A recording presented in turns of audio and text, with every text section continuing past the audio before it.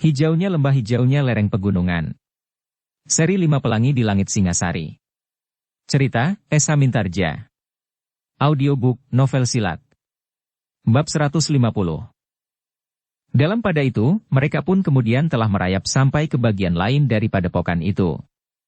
Beberapa orang yang sedang berlatih di bawah ancaman cambuk memang sedang termangu-mangu karena mereka tidak tahu pasti apa yang terjadi.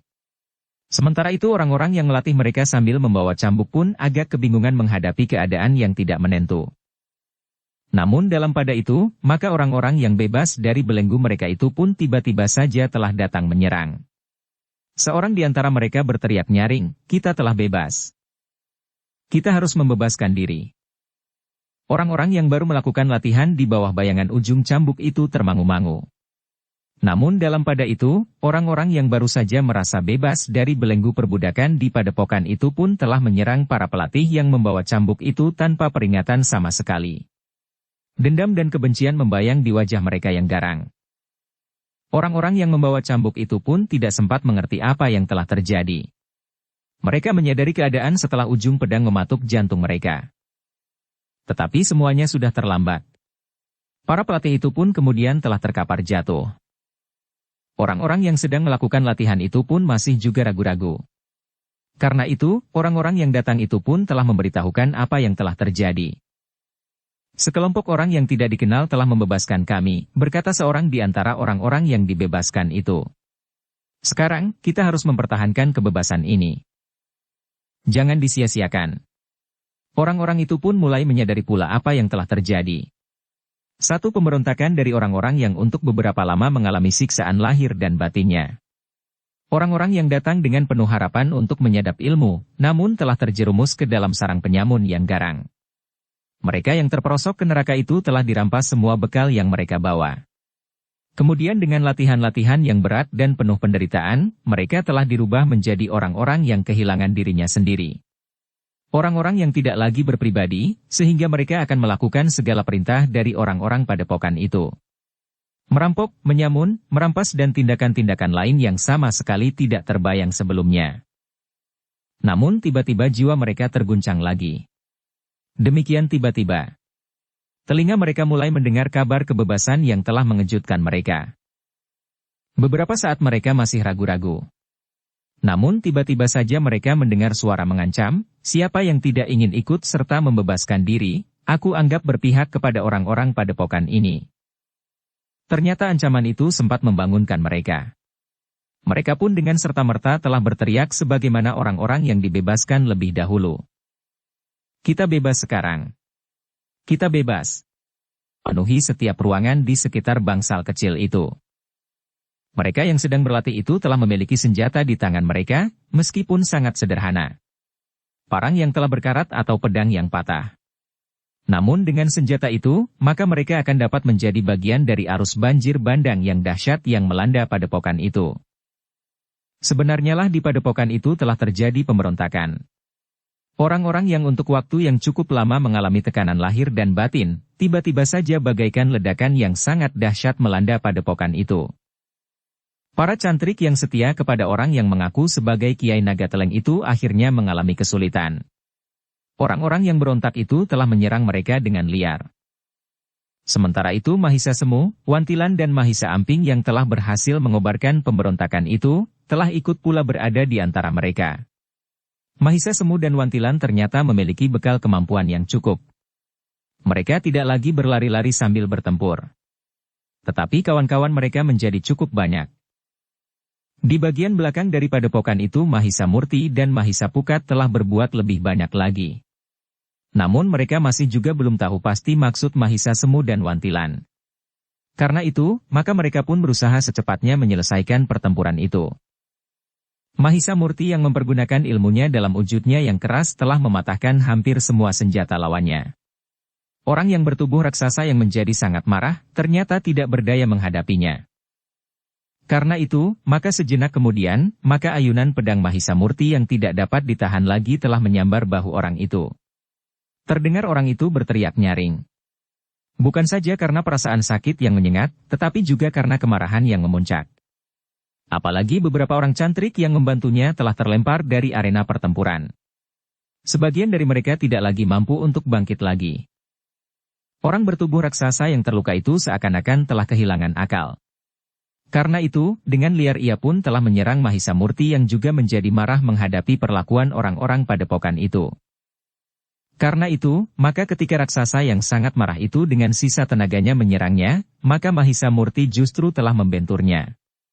Kekuatan Mahisa Murti yang sangat besar itu ternyata telah mengakhiri pertempuran.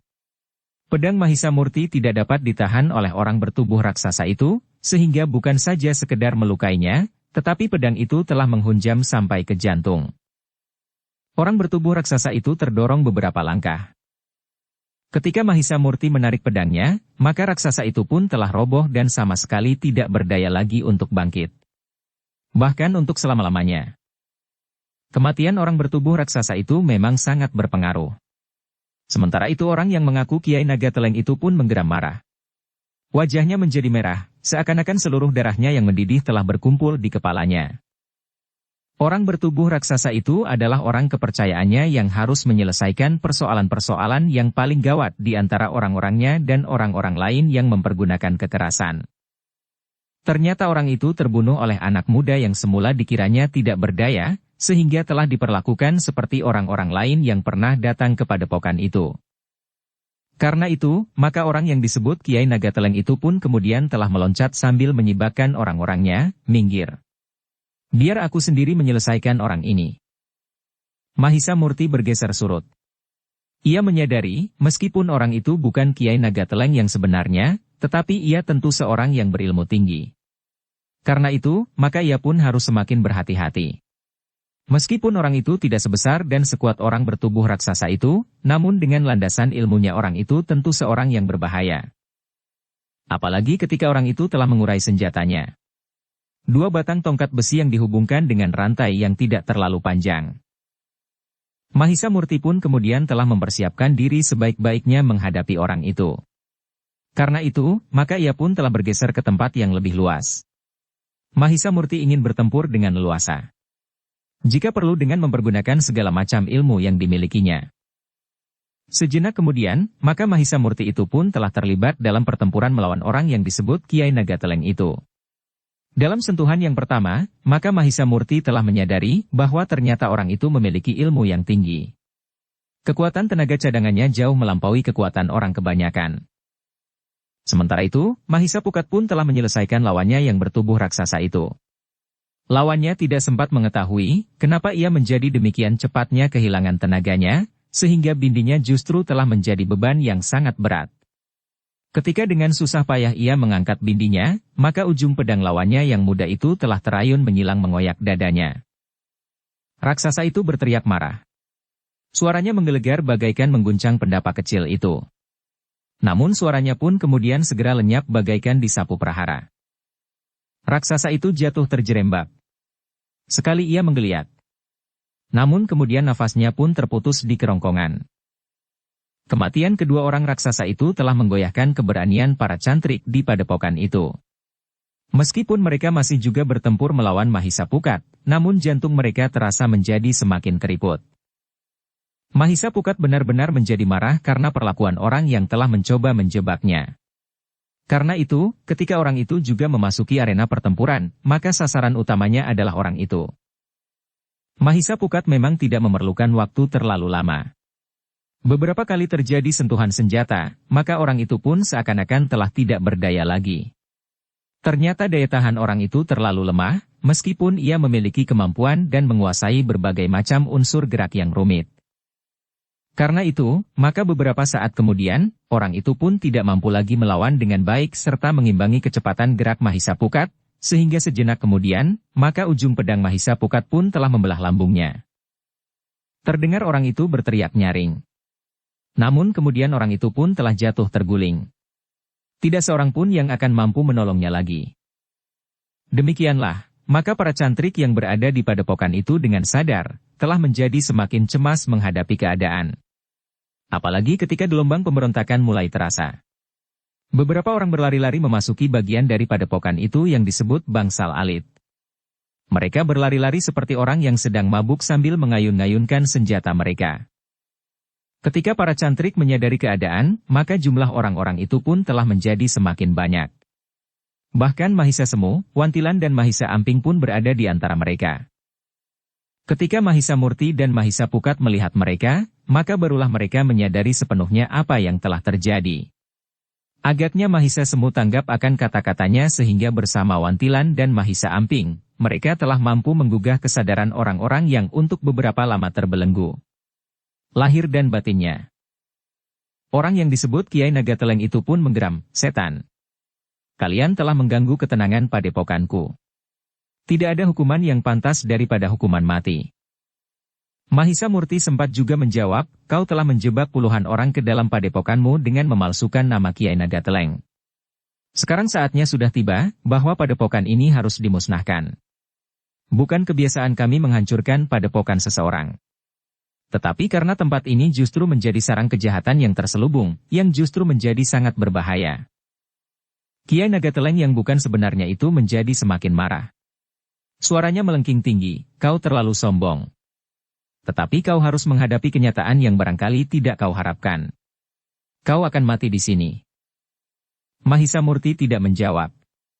Tetapi ia sudah bersiap menghadapi segala kemungkinan. Dalam pada itu, maka pertempuran pun telah membakar seluruh padepokan. Orang-orang yang dibebaskan dari belenggu yang mengikat mereka lahir dan batin itu pun benar-benar telah memuntahkan dendam mereka. Dengan garangnya mereka telah menyerang para cantrik yang setia kepada orang yang mengaku Ki Nagateleng itu. Betapapun para cantrik itu ditakuti sebelumnya, namun ketika dendam itu meledak, maka mereka sama sekali tidak berdaya. Apalagi dua orang raksasa yang menjadi hantu di padepokan itu telah terbunuh. Pertempuran memang telah terjadi di mana-mana. Tetapi kemudian seakan-akan berpusat di sekitar bangsal kecil itu. Mahisa Pukat yang telah membunuh orang bertubuh raksasa itu, masih harus melawan sekelompok cantrik yang semakin lama semakin menjadi ragu-ragu melihat orang-orang yang mengamuk itu siap menyerang mereka pula. Namun mereka tidak mempunyai pilihan lain. Mereka harus berusaha untuk melindungi diri mereka. Tidak seorang pun cantrik yang mendapat kesempatan untuk hidup jika mereka jatuh ke tangan orang-orang yang mendendam itu. Karena itu maka mereka memang tidak mempunyai pilihan lain kecuali mati namun sambil membunuh lawan-lawan mereka. Tetapi itu pun sulit mereka lakukan. Sehingga ada beberapa orang cantrik yang lebih baik memilih menghindar dari pertempuran. Ternyata memang ada beberapa orang cantrik yang berhasil melarikan diri dengan meloncati dinding padepokan itu dan berlari menjauhi melintas pematang dan lorong-lorong sempit. Namun demikian, sebagian besar dari mereka, benar-benar telah jatuh ke tangan orang-orang yang dendamnya telah membakar jantung. Dalam pada itu, maka Mahisa Murti pun telah bertempur melawan orang yang menyebut dirinya Kiai Nagateleng.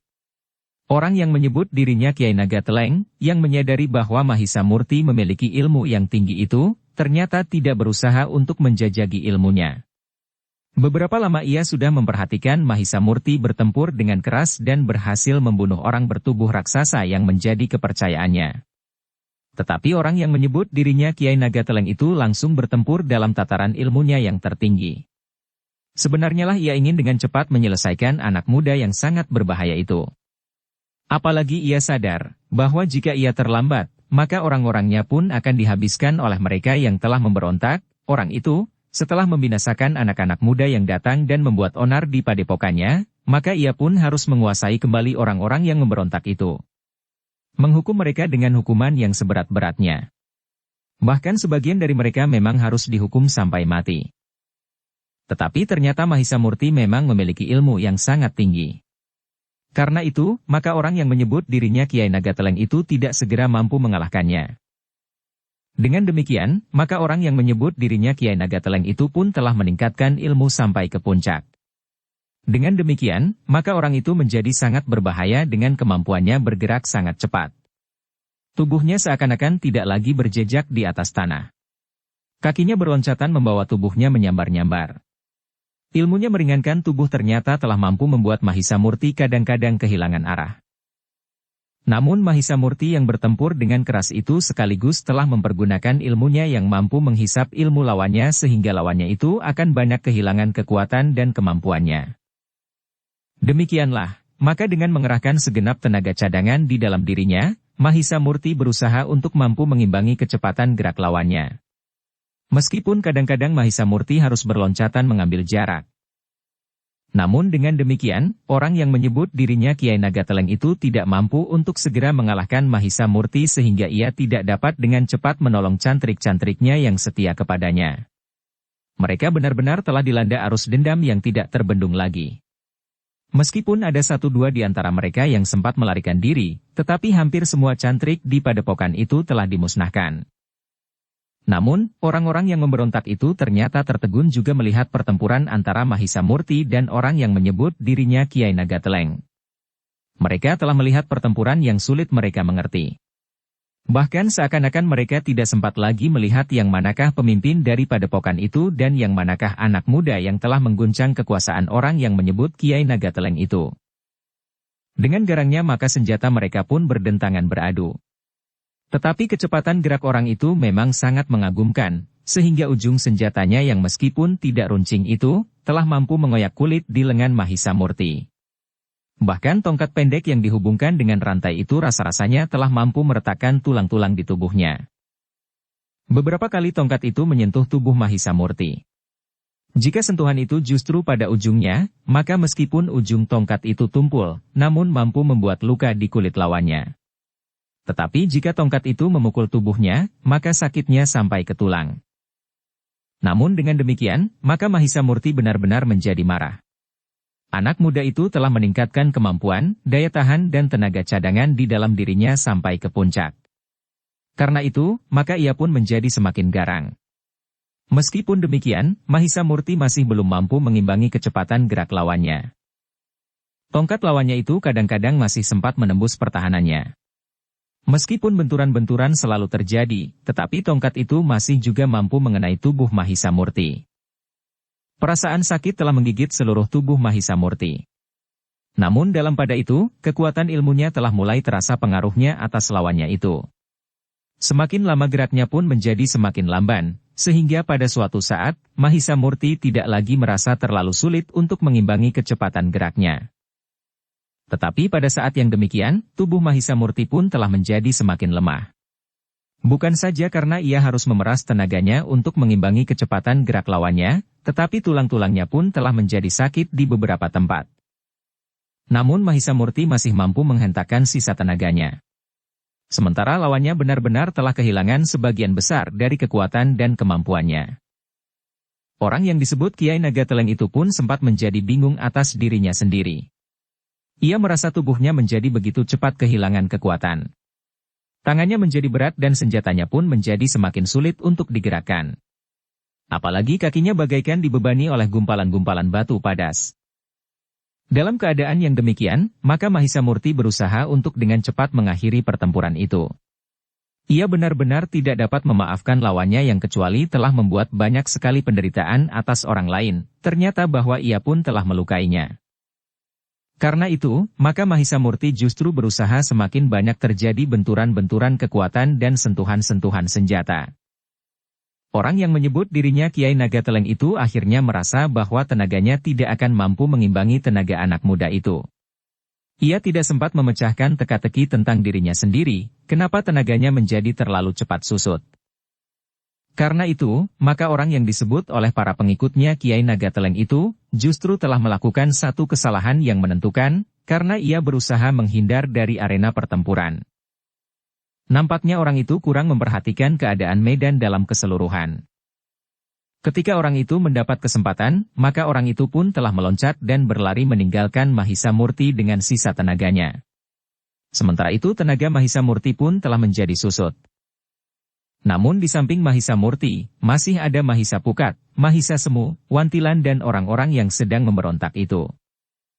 Karena itu, demikian orang itu melarikan diri, maka sekelompok orang yang pernah mengalami penderitaan di padepokan itu telah melihatnya. Karena itu, maka beramai-ramai mereka telah mengejarnya. Di antara mereka terdapat Mahisa Semu dan Wantilan yang telah membakar keberanian orang-orang yang hampir saja menjadi putus asa dan kehilangan harapan untuk dapat hidup selayaknya. Orang yang disebut Kiai Nagateleng itu terkejut mengalami kenyataan itu. Ternyata sudah tidak ada lagi cantrik yang mampu membantunya. Bahkan beberapa orang yang dianggapnya sudah masak untuk dijadikan alat oleh padepokan itu, ternyata justru telah ikut memberontak pula. Beberapa orang telah berteriak-teriak seperti orang yang sedang memburu tupai. Dengan demikian, maka orang yang berada di bagian lain pun telah berdatangan pula. Orang yang disebut Kiai Nagateleng itu masih sempat mengadakan perlawanan. Senjatanya sempat menerbangkan 3 pucuk senjata dan melukai 2 orang. Tetapi orang itu sudah menjadi terlalu lemah sehingga ketika 4 orang menghadangnya di depan serta beberapa orang memburunya dari belakang, maka ia benar-benar telah berputus asa. Mahisa Murti yang sangat marah itu memang tidak hei buat lebih banyak. Selain tubuhnya memang merasa menjadi semakin lemah maka perasaan sakit pun telah merambat ke segenap bagian dari tubuhnya. Dibiarkannya apa yang terjadi. Sementara Mahisa Semu, Wantilan dan Mahisa Pukat telah berada di dekatnya pula. Tetapi orang yang disebut Kiai Nagateleng itu, sudah terlalu banyak kehilangan tenaga dan kemampuannya karena benturan dan sentuhan dengan Mahisa Murti. Karena itu, sulit baginya untuk menghadapi orang-orang yang telah memberontak itu. Karena itu, maka dalam keadaan putus asa maka orang itu telah memutar senjatanya. Tetapi tangannya benar-benar telah menjadi jauh susut. Sehingga dengan demikian, maka putaran senjatanya pun sama sekali tidak bertenaga pula. Karena itulah, maka ketika orang-orang yang marah dan mendendam itu kemudian menyerangnya, orang yang disebut Kiai Nagateleng, yang sebelumnya sangat berkuasa di padepokan itu, sama sekali tidak berdaya untuk melindungi dirinya sendiri. Serangan yang datang dari depan dan dari belakang, membuat orang yang Kiai Nagateleng itu kebingungan. Ketika beberapa pucuk senjata menyerangnya bersama-sama, maka orang itu tidak mampu lagi menangkis dan menghindarinya. Seseorang yang bersenjata sebilah pedang yang telah berkarat, telah menghunjamkan pedangnya ke tubuh orang yang disebut Kiai Nagateleng itu. Demikian pula seorang yang memiliki sebuah golok panjang. Sedangkan seorang yang mempunyai senjata sebilah tombak pendek yang ujungnya telah patah, telah menyerang pula dari samping. Tombak patahnya telah menusuk langsung masuk ke dalam lambungnya. Orang yang disebut Kiai Nagateleng itu berteriak kesakitan. Tetapi orang-orang yang mendendam itu sama sekali tidak menghiraukan lagi. Serangan-serangan mereka pun justru semakin lama menjadi semakin kasar, sehingga akhirnya orang itu pun tidak lagi dapat berbuat sesuatu. Luka di tubuhnya menjadi arang keranjang. Seolah-olah tidak ada lagi bagian pada kulitnya yang tidak tersentuh ujung senjata. Mahisa Murti, Mahisa Pukat, Wantilan, Mahisa Semu dan Mahisa Amping pun kemudian menyaksikan tubuh orang yang disebut Kiai Nagateleng itu terkapar diam di halaman padepokan bagian belakang. Kematiannya memang sangat mengerikan. Tetapi itu adalah buah dari perbuatannya sendiri. Ia telah menanamkan dendam di hati banyak orang yang disekapnya di padepokan itu. Dengan tipu muslihat orang itu telah menyerap banyak orang yang ingin berguru kepada Kiai Nagateleng. Namun yang membuat Mahisa Murti dan saudara-saudaranya heran, apakah Kiai Nagateleng yang sebenarnya tidak mengetahui akan kelicikan orang-orang padepokan itu? Karena menurut perhitungan Mahisa Murti dan saudara-saudaranya, jarak antara padepokan Kiai Nagateleng yang sebenarnya dengan padepokan yang dihancurkan itu tidak terlalu jauh. Tetapi hal itu memang mungkin karena rahasia padepokan itu telah dipegang dengan sangat keras oleh para cantrik dan orang-orang kepercayaan Kiai Nagateleng yang bukan sebenarnya itu. Demikianlah, maka pemberontakan di padepokan itu pun telah berakhir. Orang yang disebut Kiai Nagateleng dan para pengikutnya yang setia telah dihancurkan. Namun Mahisa Murti dan Mahisa Pukat masih sempat mencegah orang-orang yang marah itu membakar padepokan. Jika padepokan ini dibakar, lalu kalian akan berteduh di mana? Bertanya Mahisa Murti. Orang-orang itu berpikir sejenak. Lalu mereka pun menyadari bahwa mereka masih dapat mempergunakan bangunan padepokan itu untuk tinggal sementara. Apalagi mereka tahu bahwa di lumbung terdapat padi cukup banyak. Untuk beberapa hari mereka tidak akan menjadi kelaparan. Bahkan mereka pun tahu bahwa di sawah milik padepokan itu, padi telah menguning dan siap dipetik. Beberapa orang di antara mereka yang memberontak adalah orang-orang yang bagaikan budak dan pekerja paksa yang bekerja di sawah dan ladang milik padepokan itu. Setelah keadaan menjadi agak tenang, maka Mahisa Murti pun telah mengumpulkan mereka. Dengan lantang Mahisa Murti berkata, yang pertama-tama harus kalian lakukan adalah menyelenggarakan sekian banyak mayat karena kalian telah membunuh mereka membabi buta. Kalian tidak memilih siapa yang sepantasnya dibunuh, dan siapa yang tidak. Mungkin di antara orang-orang yang kalian bunuh itu terdapat orang-orang yang sebenarnya juga ingin memberontak seperti kalian, tetapi mereka tidak mendapat kesempatan lagi. Setiap cantrik di padepokan ini tidak tahu perasaan sahabat yang paling dekat sekalipun terhadap kekuasaan orang yang disebut Kiai Nagateleng itu. Di sisa hari itu, maka orang-orang yang memberontak itu telah mengumpulkan mayat para pengikut orang yang disebut Kiai Nagateleng itu sendiri. Ternyata ketika mereka kemudian melihat mayat terbujur lintang di halaman padepokan itu di bagian belakang dan tengah, maka kepala mereka mulai menjadi pening. Mereka tidak mengira bahwa mereka beramai-ramai telah membunuh sekian banyak orang, yang seperti kata Mahisa Murti, sebagian dari mereka mungkin memang tidak berdosa. Tetapi usaha membebaskan dari belenggu Kiai Nagateleng yang palsu itu memang menuntut banyak sekali pengorbanan. Di antara mereka yang memberontak, menuntut pembebasan itu pun ada yang terpaksa tidak dapat ikut merasakan kebebasan mereka karena ujung senjata lawan mereka telah bersarang di jantung mereka. Tetapi semuanya itu sudah terjadi. Yang terbunuh dalam pertempuran itu tidak akan dapat bangkit kembali. Namun pengorbanan yang harus diberikan tidaklah sia-sia. Di antara mereka yang memberontak terhadap kesewenang-wenangan itu berhasil juga mendapatkan kebebasannya. Ternyata bahwa orang-orang yang tersisa di padepokan itu harus bekerja hampir semalam suntuk. Baru menjelang fajar mereka selesai. Sementara itu, beberapa orang yang lain telah bekerja keras pula menyiapkan makan dan minum bagi saudara-saudara mereka yang sedang mengumpulkan dan kemudian menguburkan mayat-mayat itu. Mahisa Murti dan saudara-saudaranya memang tidak dapat meninggalkan padepokan itu begitu saja. Sepeninggal pemimpin padepokan yang sekaligus pemimpin sekelompok perampok dan penyamun yang garang itu, maka harus ada langkah-langkah berikutnya yang diterapkan di padepokan itu. Di hari berikutnya Mahisa Murti masih belum mengambil sikap apapun. Orang-orang yang letih masih memerlukan waktu untuk beristirahat dan bahkan untuk menenangkan hati mereka yang bergejolak. Baru di hari berikutnya, Mahisa Murti telah memanggil semua orang yang ada di padepokan itu.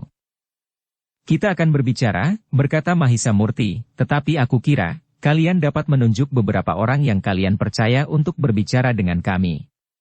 10 atau 11 orang. Orang-orang yang masih ada di padepokan itu ternyata sependapat.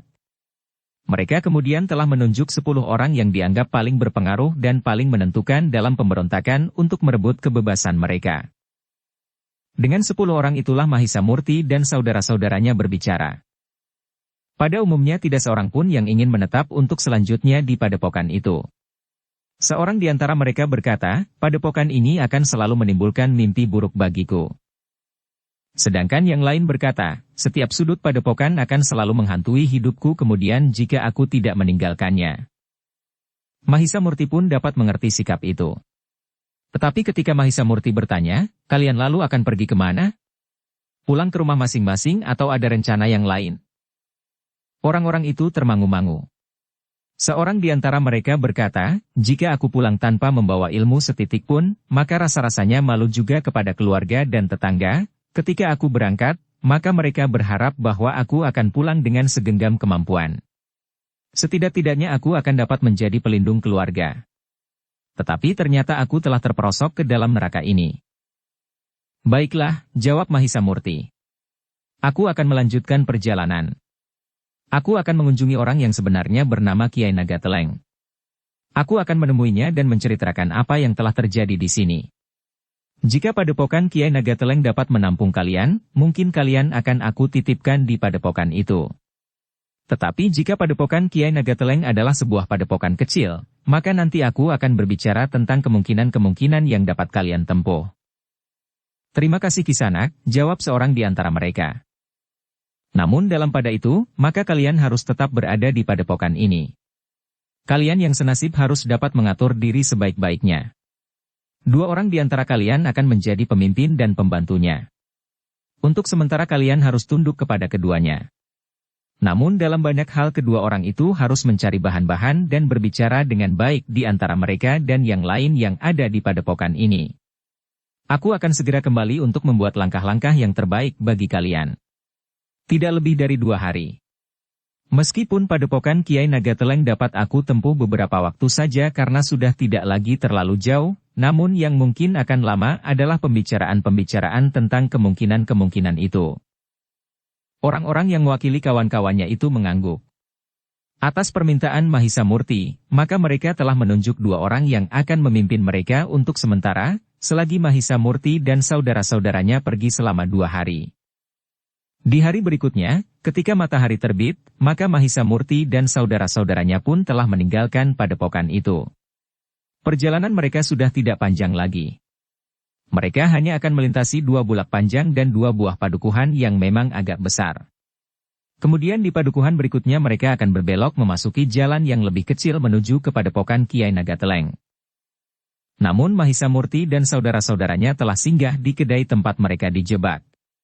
Dengan singkat Mahisa Murti menceritakan kepada pemilik kedai yang ketakutan itu. Apa yang telah terjadi?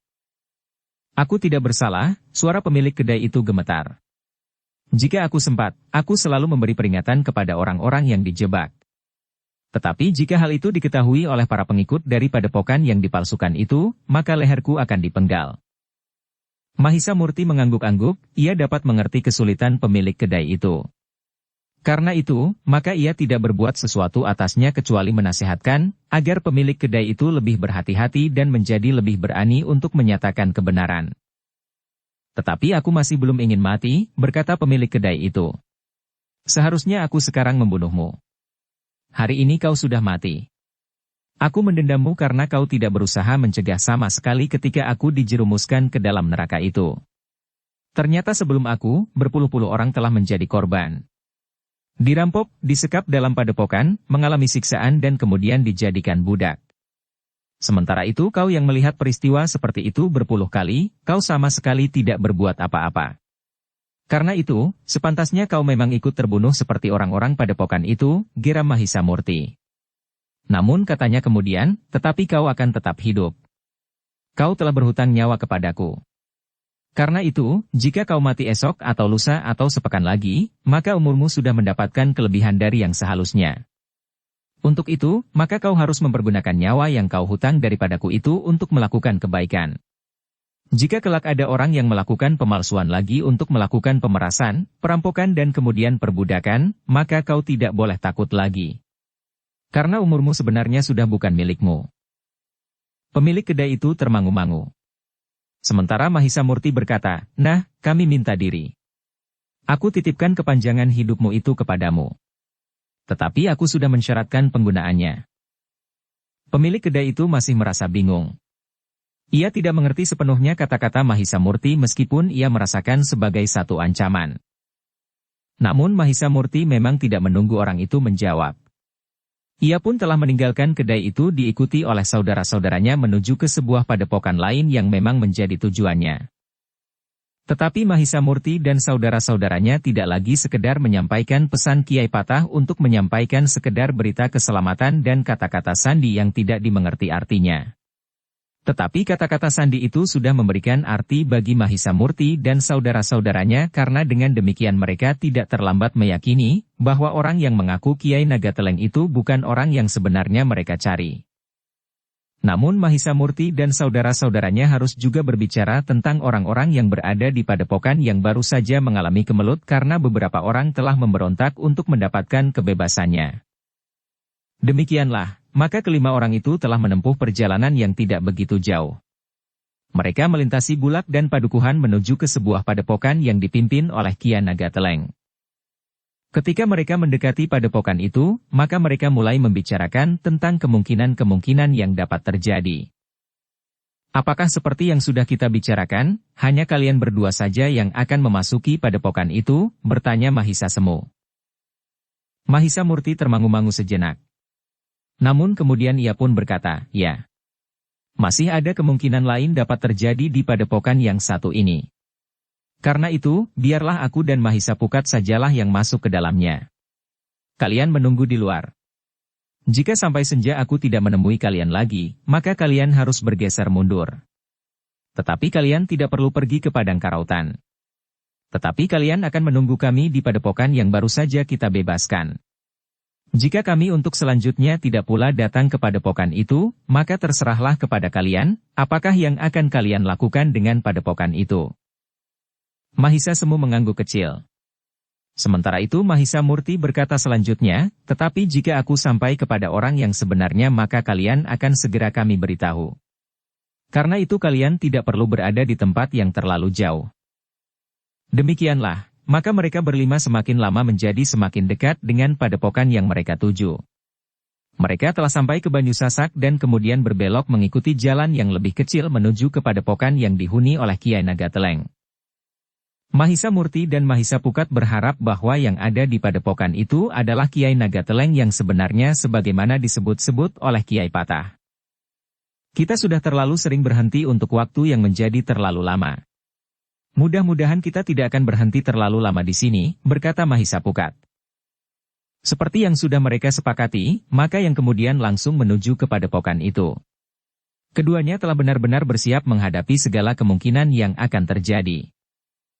Beberapa saat kemudian, maka mereka telah melangkah menuju ke pintu gerbang sebuah padepokan yang ternyata lebih kecil dari padepokan yang baru saja berantakan karena pemberontakan yang kemudian tidak terkendali, sehingga harus jatuh banyak korban karenanya.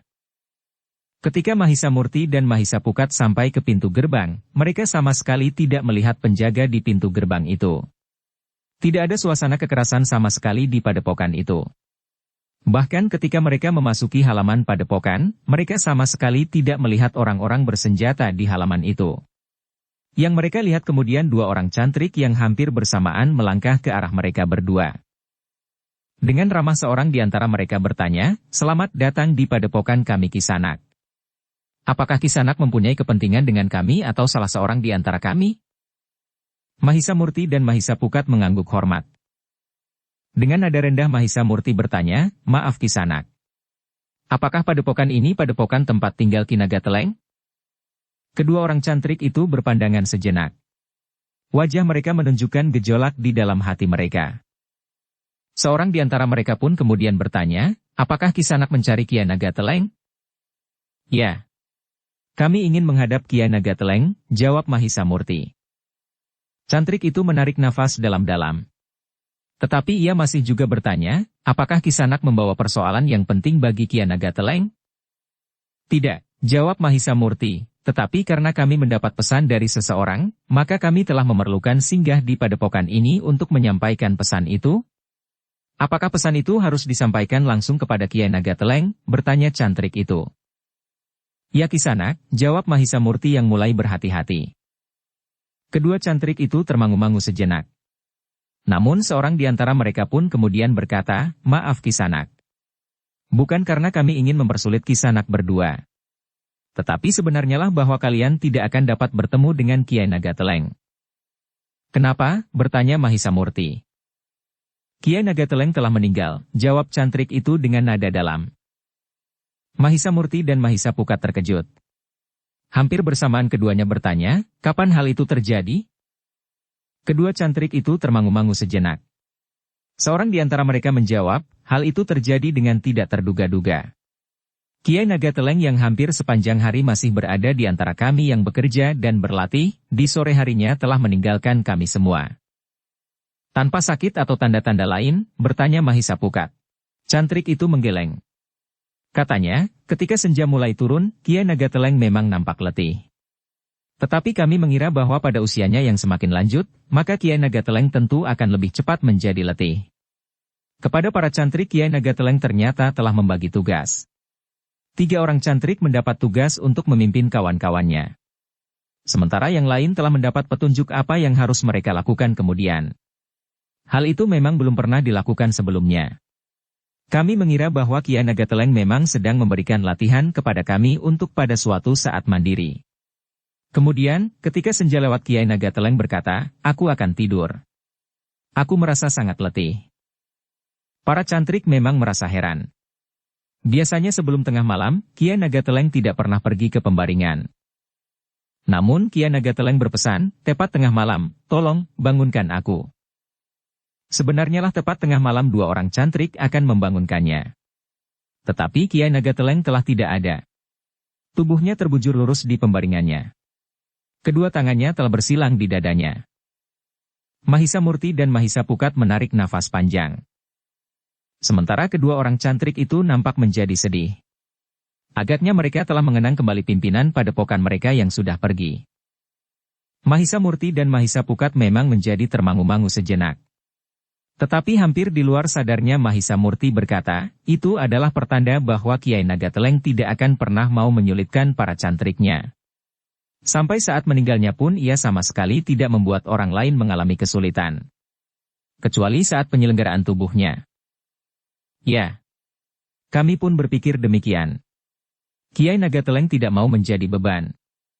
Jika ia sakit untuk waktu yang lama, maka para cantriknya lah yang akan menjadi terlalu sibuk untuk beberapa lama. Tetapi Kiai Nagateleng adalah seorang yang mandiri sampai saat matinya, desis cantrik itu. Tetapi kapan kematian itu terjadi, desak Mahisa Pukat. Belum ada 2 bulan, jawab cantrik itu. Mahisa Murti dan Mahisa Pukat saling berpandangan. Hampir bersamaan mereka berdesis, baru saja. Ya, jawab cantrik itu, baru saja. Sayang sekali, berkata Mahisa Murti. Kami telah terlambat. Tetapi jika kau memang perlu dengan padukuhan kami, maka kami akan mempertemukan dengan orang yang kemudian mendapat tugas membimbing para cantrik, jawab cantrik itu. 3 orang cantrik seperti yang kau katakan? Cantrik itu menggeleng. Dengan nada rendah ia berkata, 3 orang cantrik itu memang mendapat tugas untuk memimpin kawan-kawan kami. Tetapi pada saatnya kami harus menyadari bahwa ada orang yang lebih pantas dari ketiga orang cantrik itu yang dapat melakukan tugas Kiai Nagateleng. Meskipun Kiai Nagateleng sama sekali tidak menyebutnya, tetapi kamilah yang memohonnya agar ia menggantikan kedudukan Kiai Nagateleng melalui ketiga orang cantrik itu. Siapakah orang itu? Bertanya Mahisa Pukat. Murid terpilih di antara para cantrik yang jauh lebih dahulu dari kami. Kami tahu bahwa ia telah mewarisi semua ilmu dan kemampuan Kiai Nagateleng, ditambah pengalaman pengembaraannya dan pengetahuan yang didapatnya selama pengembaraan itu. Karena itu, maka menurut penilaian kami, maka ia benar-benar mampu dan bahkan memiliki beberapa kelebihan dari Kiai Nagateleng sendiri.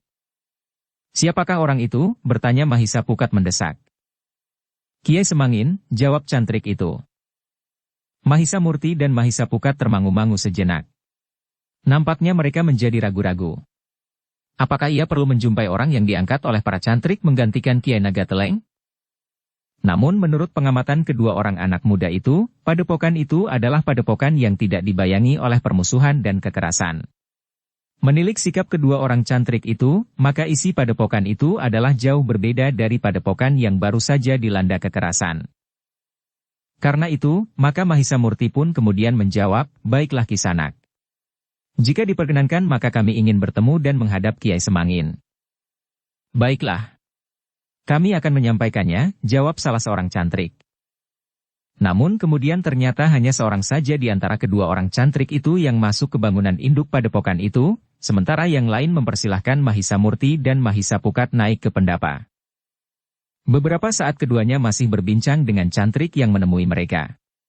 Namun kemudian cantrik yang seorang lagi telah keluar dari pendapa sambil berkata, Kisanak berdua dipersilahkan menunggu. Sebentar lagi Kiai Semangin akan menemui Kisanak. Terima kasih, jawab Mahisa Murti sambil mengangguk. Sementara itu, cantrik yang seorang lagi juga ikut mengundurkan diri bersama kawannya. Yang kemudian duduk di pendapa adalah, tinggal Mahisa Murti dan Mahisa Pukat. Namun perasaan mereka merasa tenang. Mereka melihat dua orang cantrik yang lain sedang sibuk membersihkan halaman padepokan itu. Mereka telah memberikan satu suasana yang damai di hati Mahisa Murti dan Mahisa Pukat. Beberapa saat Mahisa Murti dan Mahisa Pukat menunggu. Baru kemudian mereka melihat pintu peringgitan terbuka. Kedua orang anak muda itu terkejut. Yang keluar dari pintu peringgitan itu adalah justru orang yang dikenalnya dengan nama Kiai Patah. Orang yang telah memberikan pesan kepada mereka untuk singgah di Banyusasak dan menemui Kiai Nagateleng. Kiai Patah tersenyum melihat kedua anak muda itu. Sejenak kemudian, maka orang itu pun segera duduk di pendapa pula. Dengan agak gagap Mahisa Murti bertanya, tetapi apakah arti pesan Kiai itu? Orang yang di padepokan itu dikenal dengan nama Kiai Semangin itu mengangguk-angguk sambil berkata, kalian ternyata telah datang terlambat. Kiai Nagateleng telah meninggal. Dan ternyata Kiai berada di sini, desis Mahisa Pukat. Nanti biarlah aku bercerita, berkata Kiai Semangin itu. Namun ternyata bahwa aku telah sampai di padepokan ini justru lebih dahulu dari kalian. Kemana saja kalian selama ini? Aku kira kalian telah melupakan pesanku atau kalian memang tidak bersedia singgah di Banyu Sasak. Kami ternyata harus menempuh perjalanan yang panjang. Kami sudah berniat untuk menjalani laku dengan tapang rame, jawab Mahisa Murti. Apa yang kalian dapatkan dengan laku itu? Bertanya Kiai Patah yang juga disebut Kiai Semangin itu. Banyak sekali Kiai, jawab Mahisa Murti. Kami mendapatkan banyak sanak kadang di perjalanan. Kami juga mendapatkan pengalaman yang sangat luas. Bukan saja mengembangkan ilmu yang kami miliki, tetapi kami juga mendapatkan pengalaman tentang ragam kehidupan. Kami telah menembus berbagai jenis dan warna dari kulit bumi ini. Kiai Patah itu mengangguk-angguk. Katanya, syukurlah jika kalian dapat memetik manfaat dari laku yang kalian jalani. Tetapi lebih dari itu, kalian telah memberikan arti dari hidup kalian bagi sesama. Jika kalian jalani laku tapang rame itu dengan baik, maka kalian telah menolong sesama yang mendapatkan kesulitan. Kami memang telah mencoba melakukannya Kiai. Karena itu kami telah merasa bahwa kami telah mendapatkan banyak sanak kadang yang tersebar di mana-mana, jawab Mahisa Murti. Kiai Semangin yang juga bernama Kiai Patah itu mengangguk-angguk. Dengan nada dalam ia berkata, bagus anak-anak muda. Kau telah mendapatkan banyak sekali bekal selama kalian menjalani laku. Karena itu, maka kalian akan kembali kepada padepokan kalian dengan pengalaman yang luas sesuai dengan jerih payah yang pernah kalian jalani. Kedua orang anak muda itu termangu-mangu. Namun kemudian Mahisa Murti pun berkata, terima kasih Kiai. Mudah-mudahan kami dapat memanfaatkan pengalaman kami untuk kepentingan banyak orang. Tentu, karena pengalaman kalian itu kalian dapatkan dengan laku tapang rame. Laku yang kalian jalani itu sudah memberikan manfaat kepada banyak orang. Apalagi peningkatan ilmumu karena pengalamanmu itu, tentu akan lebih berarti lagi bagi banyak orang, sahut Kiai Patah. Kedua anak muda itu sama sekali tidak menyahut. Keduanya hanya mengangguk-angguk kecil saja. Nah, berkata Kiai Patah, kalian tentu tidak berkeberatan untuk bermalam di sini 1 atau 2 malam. Kedua orang anak muda itu mengangguk-angguk. Namun kemudian Mahisa Murti berkata, Kiai, kami sekarang tidak hanya berdua. Jadi, dahi Kiai Patah berkerut. Kami sekarang berlima. Seorang anak muda bersama kami di perjalanan. Kemudian menyusul seorang yang kami anggap paman kami dan yang lain adalah seorang anak-anak. Dalam pertemuan kami dengan mereka seorang demi seorang telah mendorong kami untuk mengajak mereka bersama kami. Nampaknya mereka bergembira mendapat kesempatan itu, jawab Mahisa Murti. Di mana mereka sekarang? Bertanya Kiai Patah. Mereka berhenti beberapa puluh patok di luar padepokan ini, jawab Mahisa Murti. Kenapa? Kalian ragu-ragu membawa mereka kemari, bertanya Kiai Patah pula. Mahisa Murti menarik nafas dalam-dalam. Namun kemudian katanya, kami memang ragu-ragu Kiai. Tetapi kami mempunyai alasan. Kenapa? Desak Kiai Patah. Mahisa Murti pun telah menceritakan pengalamannya di padepokan yang sebenarnya tidak terlalu jauh dari padepokan ini. Kiai Patah mengangguk-angguk. Katanya, kami sudah mendengar tentang padepokan itu. Ketika Kiai Nagateleng masih hidup, maka Kiai Nagateleng selalu mencegah setiap usul untuk melakukan tindakan atas padepokan itu. Namun sekarang aku berpendirian lain. Aku telah berbicara dengan para cantrik di padepokan ini. Kami telah sepakat untuk menemui pimpinan padepokan itu dan minta agar mereka tidak lagi memanfaatkan nama Kiai Nagateleng. Apalagi untuk tujuan buruk sebagaimana mereka lakukan selama ini. Mungkin jiwaku tidak sejernih Kiai Nagateleng. Tetapi aku menganggap bahwa tindakan itu akan dapat menyelamatkan banyak orang. Ya Kiai, jawab Mahisa Murti. Ternyata banyak orang yang telah terjebak ke dalam padepokan itu. Pada saat kami mencoba untuk membangunkan mereka, maka ternyata yang terjadi adalah satu ledakan yang dahsyat dan tidak terkendali. Banyak orang yang menjadi korban. Namun dengan demikian, padepokan itu telah benar-benar menjadi bersih. Kiai Patah mengangguk-angguk. Katanya, aku terlambat. Tetapi karena hal itu telah kalian tangani, maka aku kira akibatnya tidak akan banyak berbeda. Mahisa Murti sempat menyampaikan permohonan orang-orang yang masih berada di padepokan itu memasuki padepokan yang dipimpin oleh Kiai Nagateleng yang sebenarnya. Namun ternyata yang ada kemudian adalah Kiai Semangin yang juga dikebut Kiai Patah. Aku tidak berkeberatan, berkata Kiai Patah, tetapi sudah tentu akan memerlukan persiapan. Kau lihat, padepokan ini adalah padepokan yang hanya kecil saja. Jika kami harus menampung beberapa orang lagi, maka padepokan ini harus diperluas. Tanah garapan yang mendukung makan kami sepanjang tahun pun harus diperluas pula, meskipun tidak akan timbul masalah. Kami sudah mendapat persediaan tanah cukup yang diberikan oleh Ki Buyut sewaktu-waktu kami memerlukannya. Tanah yang sekarang masih berupa hutan. Kita akan menebangi hutan, bertanya Mahisa Pukat. Kiai Patah tersenyum. Katanya, aku mengerti maksudmu. Tetapi hutan yang diberikan kepada kami telah diperhitungkan oleh Ki Buyut bahwa dengan membuat daerah hunian yang baru di hutan itu, maka lingkungan tidak akan terganggu. Hutan yang membujur di pinggir sungai itu akan dapat menjadi tanah pertanian yang baik tanpa mengurangi pengaruh hutan itu dalam keseluruhan, karena di sisi utara Kabuyutan ini masih terdapat hutan yang cukup luas. Demikian pula di sisi timur. Mahisa Pukat mengangguk-angguk. Sementara itu, Kiai Patah pun berkata, panggil kawan-kawanmu itu.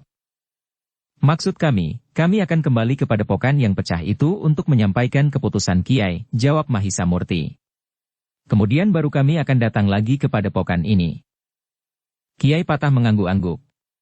Tetapi sekali lagi ia berkata, jika mereka benar-benar ingin tinggal di padukuhan ini, maka seperti aku katakan tadi, kita harus bekerja keras untuk menyiapkan segala sesuatunya. Bukan saja tempat, tetapi juga dukungan bekal hidup mereka selanjutnya. Ya Kiai, jawab Mahisa Murti, aku mengerti.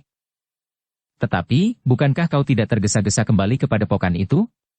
Bukankah kau dapat memanggil ketiga orang saudaramu itu dan membawanya kemari, sedangkan kalian berdua pergi ke padepokan itu, bertanya Kiai Patah. Mahisa Murti termangu-mangu sejenak.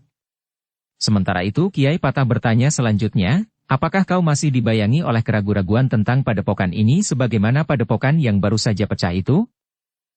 Tidak, jawab Mahisa Murti dengan serta-merta, bagi kami, tidak ada keraguan-raguan lagi atas padepokan ini. Jika demikian, daripada kalian hilir mudik berlima, kenapa ketiga orang saudaramu itu tidak kau tinggalkan di sini saja, bertanya Kiai Patah. Mahisa Murti mengangguk-angguk pula. Ia memang masih mempunyai waktu cukup. Ia berjanji untuk kembali ke padepokan yang sedang pecah itu sekitar 2 hari sejak ia berangkat. Karena itu, maka Mahisa Murti pun kemudian bertanya kepada Mahisa Pukat, apakah kita akan memanggil saudara-saudara kita itu? Baiklah, jawab Mahisa Pukat. Biarlah mereka menunggu kita di sini. Mahisa Murti menarik nafas dalam-dalam. Kemudian katanya, kami akan memanggil mereka Kiai. Biarlah mereka menunggu kami di sini. Mahisa Murti dan Mahisa Pukat pun kemudian telah minta diri sejenak untuk memanggil saudara-saudara mereka setelah mereka yakin bahwa mereka telah memasuki satu lingkungan yang pasti. Beberapa waktu kemudian, maka 5 orang telah memasuki padepokan yang suasananya ternyata jauh berbeda dengan suasana padepokan yang telah mereka masuki sebelumnya. Suasana padepokan itu terasa tenang, tentram dan sejuk. Rasa-rasanya padepokan itu merupakan satu lingkungan yang penuh kedamaian, meskipun Mahisa Murti dan Mahisa Pukat tahu bahwa di kedalaman sampai ke dasar, padepokan itu menyimpan kekuatan ilmu yang sangat dahsyat. Ketika kemudian kelima orang itu telah duduk di pendapa ditemui oleh Kiai Patah, maka mereka pun telah berbicara tentang berbagai kemungkinan jika orang-orang yang tersesat di padepokan sebelah harus beringsut ke padepokan itu. Kita harus membersihkan jiwa mereka dari perasaan dendam itu, berkata Kiai Patah. Dan ini bukan pekerjaan yang mudah. Kita memerlukan waktu dan ketekunan. Sebelum aku yakin bahwa mereka telah bersih dari rasa dendam, maka barulah aku dapat memberikan tuntunan olah kanuragan kepada mereka. Selama mereka menyingkirkan perasaan dendam itu dari jiwa mereka, maka mereka harus bekerja keras untuk menyiapkan tempat tinggal bagi mereka serta lahan yang akan menjadi tanah pertanian bagi mereka. Mahisa Murti dan Mahisa Pukat mengangguk-angguk. Mereka sadar bahwa hal itulah yang harus mereka katakan kepada orang-orang yang terperangkap ke dalam padepokan sebelah. Kedua anak muda itu pun mengerti, namun apa yang terjadi di padepokan itu tentu telah berkesan mendalam di dalam hati mereka. Mereka telah mengalami peristiwa-peristiwa yang sangat mengerikan. Mereka mengalami perlakuan yang sangat pahit sehingga tentu sulit bagi mereka untuk melupakannya. Bahkan mereka akan dapat menganggap bahwa setiap orang cenderung melakukan hal seperti itu atas orang lain. Karena itu, jika orang-orang itu masih tetapi dibayangi oleh luka itu, maka mereka akan menjadi orang-orang yang sangat berbahaya apabila mereka memiliki kemampuan. Baiklah Kiai, berkata Mahisa Murti. Kami akan berterus terang kepada mereka. Mereka harus bekerja keras sebelum mereka dapat tinggal di padepokan ini. Selebihnya, siapa yang tidak dapat melupakan dendamnya kepada orang lain, maka sebaiknya mereka tidak ikut bersama kami kembali ke padepokan ini. Aku sependapat bahwa kau berterus terang kepada orang-orang itu. Tetapi tentu saja ada untung dan ada ruginya. Mereka yang mengetahui apa yang harus mereka lakukan, akan mempersiapkan diri sebaik-baiknya menjalani paugeran yang dipersiapkan sebelumnya. Tetapi hal itu juga akan dapat memberi kesempatan seseorang berbuat pura-pura sekedar untuk memenuhi persyaratan yang ditentukan itu. Mahisa Murti termangu-mangu. Namun ia justru bertanya, jadi bagaimana menurut Kiai? Katakan saja bahwa mereka berkewajiban untuk bekerja keras. Menyiapkan tempat tinggal dan lahan-lahan baru. Itu saja. Selanjutnya aku akan melihat langsung apakah mereka dapat melupakan dendam mereka atau tidak. Bagi mereka yang nampaknya akan dapat melupakannya, maka kita akan menerima mereka dan membentuk mereka sesuai dengan pola sikap kita di padepokan ini, berkata Kiai Patah. Mahisa Murti mengangguk-angguk. Ia mengerti maksud Kiai Patah, bahwa orang-orang yang terperangkap itu akan mendapat penilaian langsung dari Kiai Patah ditilik dari sikap mereka sehari-hari setelah mereka berada di padepokan itu. Namun hari itu Mahisa Murti tidak sempat lagi kembali ke padepokan yang baru saja mengalami kegoncangan itu. Senja yang mulai turun telah menghambat kerja Mahisa Murti, sehingga ia harus menunggu sampai di keesokan harinya. Ketika malam turun, Mahisa Murti dan saudara-saudaranya segera dipersilahkan untuk beristirahat. Kiai Patah tahu bahwa mereka sedang letih karena peristiwa yang mereka alami di hari itu. Tetapi seperti biasanya Mahisa Murti dan Mahisa Pukat cukup berhati-hati. Mereka tidak tidur bersama-sama. Salah seorang di antara mereka harus tetap terjaga untuk menjaga segala kemungkinan yang dapat terjadi di padepokan Mi. Namun ternyata semalam suntuk mereka tidak mengalami sesuatu. Ketika fajar menyingsing, maka Mahisa Murti dan saudara-saudaranya telah terbangun sebagaimana kebiasaan mereka tidur dimanapun juga. Di rumah-rumah yang hangat atau di udara terbuka yang dingin oleh embun dan angin basah. Ketika matahari naik, sebelum Mahisa Murti dan Mahisa Pukat minta diri untuk kembali ke padepokan yang baru saja dibakar oleh pemberontakan itu, maka para cantrik telah mempersilahkan mereka untuk makan pagi. Di mana Kiai Semangin? Bertanya Mahisa Murti dengan agak berdebar-debar. Di sawah. Sudah menjadi kebiasaan Kiai Semangin untuk pergi ke sawah pagi-pagi benar. Sebentar lagi Kiai Semangin akan kembali.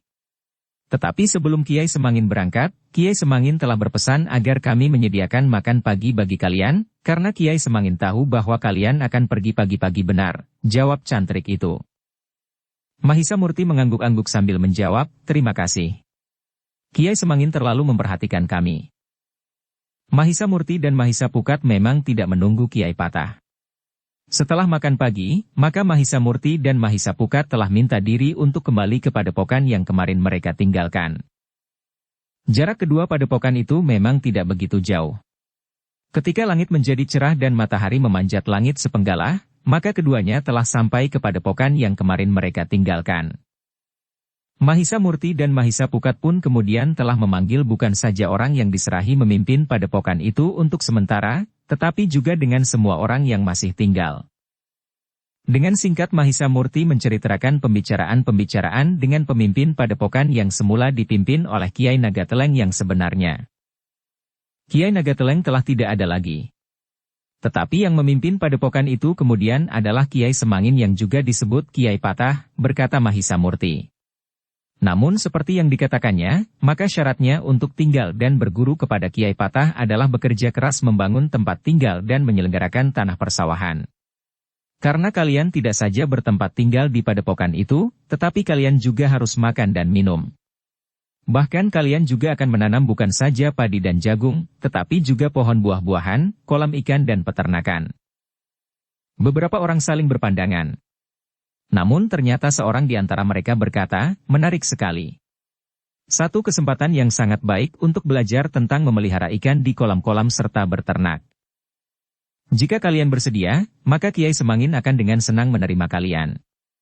Tetapi siapa yang tidak ingin bekerja keras, maka dipersilahkan untuk tidak usah pergi ke padepokan Kiai Nagateleng, berkata Mahisa Murti. Namun kerja di padepokan yang sekarang dipimpin oleh Kiai Patah itu berdasarkan kerelaan hati kalian sendiri. Tidak akan ada yang memaksa kalian bekerja. Tidak akan ada yang membawa cambuk di antara kalian atau yang memaksa kalian bekerja berat seperti budak serta mengikat kalian di patok-patok sebagai hukuman jika kalian melakukan kesalahan. Kami akan melakukan semuanya, anak muda, berkata seseorang yang umurnya sudah agak tua dari Mahisa Murti. Di sini kami mengalami perlakuan yang tidak sewajarnya. Kami harus bekerja keras melebihi seekor lembu atau kerbau. Karena itu, maka kerja keras yang macam apapun akan kami lakukan, apalagi dengan satu keyakinan, bahwa hasil kerja itu adalah bagi kami pula akhirnya. Terima kasih, berkata Mahisa Murti. Lalu katanya, bersiaplah. Besok kita akan pergi ke padepokan Kiai Semangin itu bersama-sama. Kita tinggalkan padepokan ini. Namun jika pada suatu saat kita akan mempergunakan lagi, maka padepokan ini akan dapat dibuka kembali, tetapi dengan jiwa dan watak yang tentu saja berbeda. Demikianlah, orang-orang yang tinggal di padepokan itu pun telah mempersiapkan diri mereka. Mereka telah membenahi milik mereka masing-masing. Tetapi sebagian dari mereka telah kehilangan hampir semua miliknya. Dengan bekal yang tersisa dari yang mereka bawa dari rumah di saat mereka berangkat untuk berguru, maka mereka telah mulai menganyam harapan-harapan baru. Meskipun terlambat tetapi mereka masih mempunyai harapan untuk kembali kepada keluarga mereka dengan ilmu jenis apapun. Mungkin ilmu kanuragan. Tetapi mungkin juga ilmu bercocok tanam, berternak dan memelihara ikan di kolam-kolam. Semuanya itu akan bermanfaat bagi keluarga mereka yang mereka tinggalkan dan menunggu mereka kembali dengan kemampuan yang bertambah. Demikianlah, maka di keesokan harinya, sebuah iring-iringan telah keluar dari padepokan itu. Padepokan yang juga merupakan kuburan bagi orang yang telah mengaku bernama Kiai Nagateleng bersama dengan para pengikutnya. Namun sebelum mereka meninggalkan padepokan itu, Mahisa Murti telah memerintahkan untuk membenahi padepokan itu sehingga kelihatan tertib. Meskipun di sana-sini terdapat kerusakan, tetapi segala sesuatunya tidak ditinggalkan begitu saja berserakan. Para penghuni padukuhan di sebelah-menyebelah padepokan itu pada jarak yang agak jauh merasa gembira dengan hapusnya padepokan yang tidak lebih dari sarang perampok dan penyamun. Tetapi tidak seorang pun bahkan para bebahu padukuhan yang berani mengganggu-gugat, karena padepokan itu memiliki kekuatan yang sangat besar. Namun yang akhirnya dihancurkan oleh orang-orang yang ada di dalam padepokan itu sendiri meskipun apinya juga dijebak ke dalam padepokan itu. Namun padepokan itu sendiri ternyata telah menimbun minyak di dalam barak-baraknya sehingga ketika api disulut, ledakan yang dahsyat telah terjadi. Orang-orang yang terjebak itu tidak memerlukan waktu yang panjang untuk mencapai padepokan berikutnya. Ketika mereka memasuki pintu gerbang padepokan, mereka langsung merasakan betapa jauh perbedaan suasana dari kedua padepokan itu. Demikianlah, maka Kiai Patah sendiri telah menerima orang-orang yang menyatakan keinginannya untuk tinggal di padepokan itu. Satu jumlah yang terhitung banyak sejak padepokan itu didirikan. Biasanya tambahan penghuni padepokan itu tidak lebih dari 1-2 orang. Itu pun belum tentu sebulan sekali. Namun kali ini beberapa orang bersama-sama telah datang dalam satu iring-iringan. Setelah disuguhkan minum dan makanan, maka Kiai Patah pun telah menguraikan beberapa persyaratan untuk dapat diterima menjadi cantrik di padepokan itu. Bukan saja persyaratan lahiriah, tetapi juga kesediaan jiwani untuk menerima ajaran yang akan diterima di padepokan itu.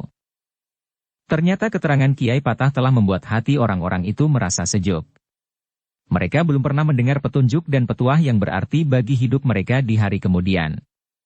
Ketika mereka terjebak ke dalam padepokan yang liar itu, yang mereka alami setiap hari adalah bentakan-bentakan kasar, lecutan cambuk dan bahkan pukulan-pukulan carang bambu ampel yang melukai tubuh mereka. 1-2 di antara mereka pernah mengalami hukuman yang lebih berat. Diikat pada tonggak-tonggak di panasnya matahari dan di dinginnya embun di malam hari. Karena itu, mereka merasa sangat berterima kasih bahwa mereka telah diterima di padepokan yang terasa sejuk bukan saja oleh hijaunya dedaunan di halaman, tetapi juga oleh sikap Kiai Patah dan para cantrik di padepokan itu. Malam nanti kalian akan tidur di serambi-serambi barak di padepokan ini, berkata Kiai Patah, kami masih belum dapat menyediakan tempat yang lebih baik. Kalian datang dengan tiba-tiba dalam jumlah yang terlalu banyak bagi padepokan kecil kami, berkata Kiai Patah. Namun kemudian Kiai Patah itu pun berkata, tetapi apa yang telah aku katakan bukan berarti bahwa di padepokan ini tidak ada paugeran yang harus dilaksanakan dengan tertib. Setiap padepokan tentu memilikinya. Demikian padepokan ini. Kita harus menegakkan paugeran yang kita susun berdasarkan atas pertimbangan dari berbagai sudut. Pengalaman yang panjang serta perhitungan buat menghadapi masa depan. Kami pun mengenal hukuman bagi mereka yang melanggar paugeran. Namun kami tidak pernah menutup pintu bagi mereka yang merasa berkeberatan atas paugeran itu untuk meninggalkan padepokan ini. Padepokan tanpa ikatan paugeran yang kokoh tidak akan banyak berarti. Karena di padepokan, kalian akan ditempa untuk menyongsong masa depan yang keras dan berat. Orang-orang itu pun mengangguk-angguk. Mereka memang tidak merasa berkeberatan. Sikap yang mereka hadapi di padepokan itu bagi mereka adalah sikap kebapaan yang menyejukkan. Ketika orang-orang baru itu kemudian beristirahat, maka Kiai Patah telah menunjuk 4 orang cantriknya yang terbaik untuk memimpin orang-orang itu. Keempat orang itu harus mengetahui dengan pasti sangkan paran setiap orang yang datang ke padepokan mereka itu. Dari mana mereka datang, orang tua dan asal-usul mereka, serta untuk apa mereka datang berguru. Keempat orang cantrik itu mendengarkan pesan Kiai Patah dengan saksama. Mereka sadar bahwa mereka akan mendapat tugas yang berat. Selama ini mereka adalah orang-orang yang masih selalu mendapatkan bimbingan dalam banyak hal. Namun mereka akan segera mendapat tugas untuk membimbing beberapa orang meskipun mereka sadar bahwa Kiai Patah tentu tidak akan melepaskan mereka. Kalian bukan lagi seorang cantrik atau jejanggan. Tetapi kalian akan diangkat menjadi putut yang akan membantuku memimpin padepokan ini. Bahkan pada suatu saat kalian benar-benar akan menjadi pemimpin padepokan yang baik, berkata Kiai Patah. Keempat orang cantrik yang akan diwisuda menjadi putut itu menundukkan kepala.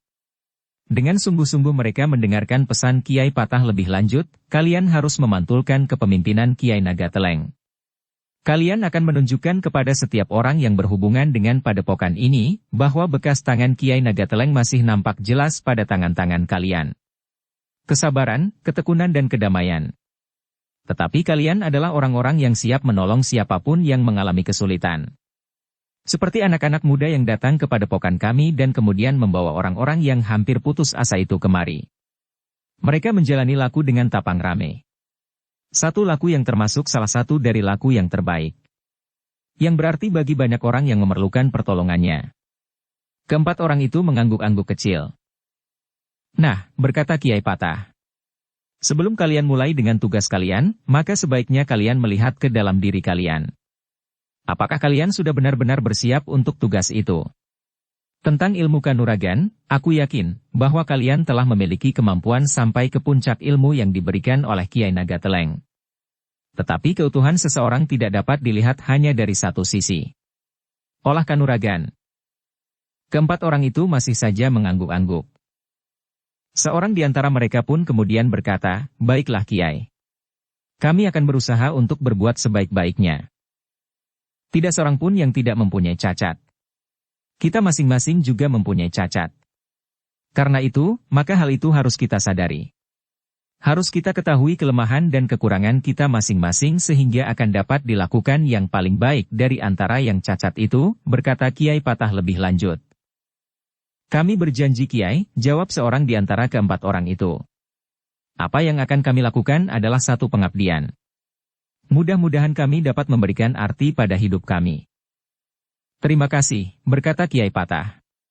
Aku yang baru sesaat memegang pimpinan di padepokan ini, merupakan kepanjingan kebijaksanaan yang selama ini telah dirintis oleh Kiai Nagateleng.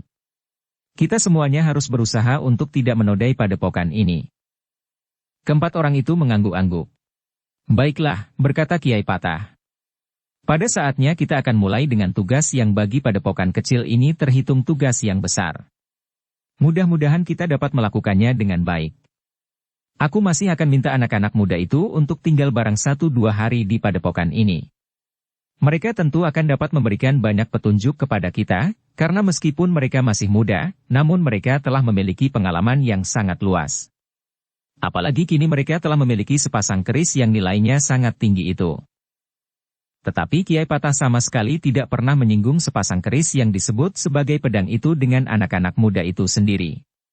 Kiai Patah yang mengerti arti dari sepasang pusaka itu ikut bersyukur bahwa pusaka itu justru jatuh ke tangan Mahisa Murti dan Mahisa Pukat.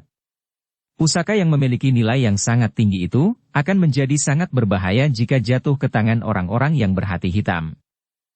Demikianlah, maka Kiai Patah pun kemudian telah menemui Mahisa Murti dan saudara-saudaranya pula. Meskipun agak ragu-ragu, tetapi Kiai Patah minta mereka untuk tinggal 1-2 hari di padepokan itu. Aku tahu bahwa kalian ingin segera sampai ke padepokan. Tetapi kami mohon bantuan untuk mengatur segala sesuatunya karena kehadiran beberapa orang sekaligus di padepokan ini. Mahisa Murti dan saudara-saudaranya tidak dapat ingkar. Merekalah yang membawa orang-orang itu. Karena itu, maka mereka pun harus ikut bertanggung jawab. Baru setelah penempatan mereka menjadi tertib, maka mereka akan dapat meninggalkan padepokan itu dengan tenang. Dalam pada itu, maka di hari berikutnya Mahisa Murti dan saudara-saudaranya telah ikut menentukan di mana akan dibangun barak baru bagi orang-orang yang datang itu. Kemudian di hari berikutnya lagi, mereka sudah memasang patok di hutan-hutan yang memang dicadangkan bagi padepokan itu apabila diperlukan oleh Ki Buyut. Sehingga dengan demikian maka pembukaan hutan yang dilakukan oleh para penghuni padepokan itu tidak akan mengganggu keseimbangan kehidupan. Para pemimpin padepokan serta orang-orang yang baru datang itu kemudian telah berbicara, yang mana yang akan mereka kerjakan lebih dahulu. Apakah mereka akan menebas hutan untuk tanah persawahan dan pategalan atau mereka akan membangun barak-barak lebih dahulu? Orang-orang yang baru datang di padepokan itu memang merasa canggung untuk ikut berbicara. Mereka tidak terbiasa menyatakan pendapatnya, apalagi di hadapan pimpinan padepokan. Mereka terbiasa melakukan perintah, bahkan mirip dengan perbudakan sehingga mereka sama sekali tidak berhak untuk menyatakan pendapat mereka. Karena itu, ketika mereka dibawa ke dalam satu perundingan maka mereka benar-benar tidak banyak dapat mengeluarkan pendapat mereka, kecuali beberapa orang yang memang berjiwa besar dan tabah. Itu pun hanya sepatah-patah kata. Tetapi yang sepatah-sepatah itu dapat merupakan ungkapan dari perasaan mereka semuanya. Akhirnya diputuskan bahwa mereka akan membuka hutan lebih dahulu. Untuk sementara mereka sudah dapat berlindung di serambi-serambi dan di bangsal-bangsal kecil di padepokan, sehingga kebutuhan barak-barak yang lebih baik tidak terlalu mendesak. Mahisa Murti dan saudara-saudaranya ternyata tidak sampai hati meninggalkan orang-orang itu pada hari kedua. Ia pun tidak ingin melihat Kiai Patah menjadi terlalu sibuk. Demikian pula cantrik-cantriknya. Kehadiran sekian banyak orang memang memerlukan kerja yang keras dan tidak mengenal jenuh. Ketika semuanya sudah siap, maka Kiai Patah telah menemui Ki Buyut untuk menyatakan bahwa mereka telah siap untuk benar-benar membuka hutan yang telah disediakan. Kami saat ini sangat memerlukan, Ki Buyut, berkata Kiai Patah. Ternyata perhitunganku terbukti, berkata Ki Buyut. Tentang apa Ki Buyut? Bertanya Kiai Patah yang dikenal dengan nama Kiai Semangin. Padepokan itu akan berkembang semakin besar. Tetapi kami sama sekali tidak berkeberatan. Kami merasa senang bahwa di Kabuyutan ini terdapat sebuah padepokan. Sementara itu padepokan yang lain telah terhapus dari Kabuyutan ini justru oleh para cantrik itu sendiri, berkata Ki Buyut. Beberapa di antara mereka datang ke padepokan kami, desis Kiai Semangin.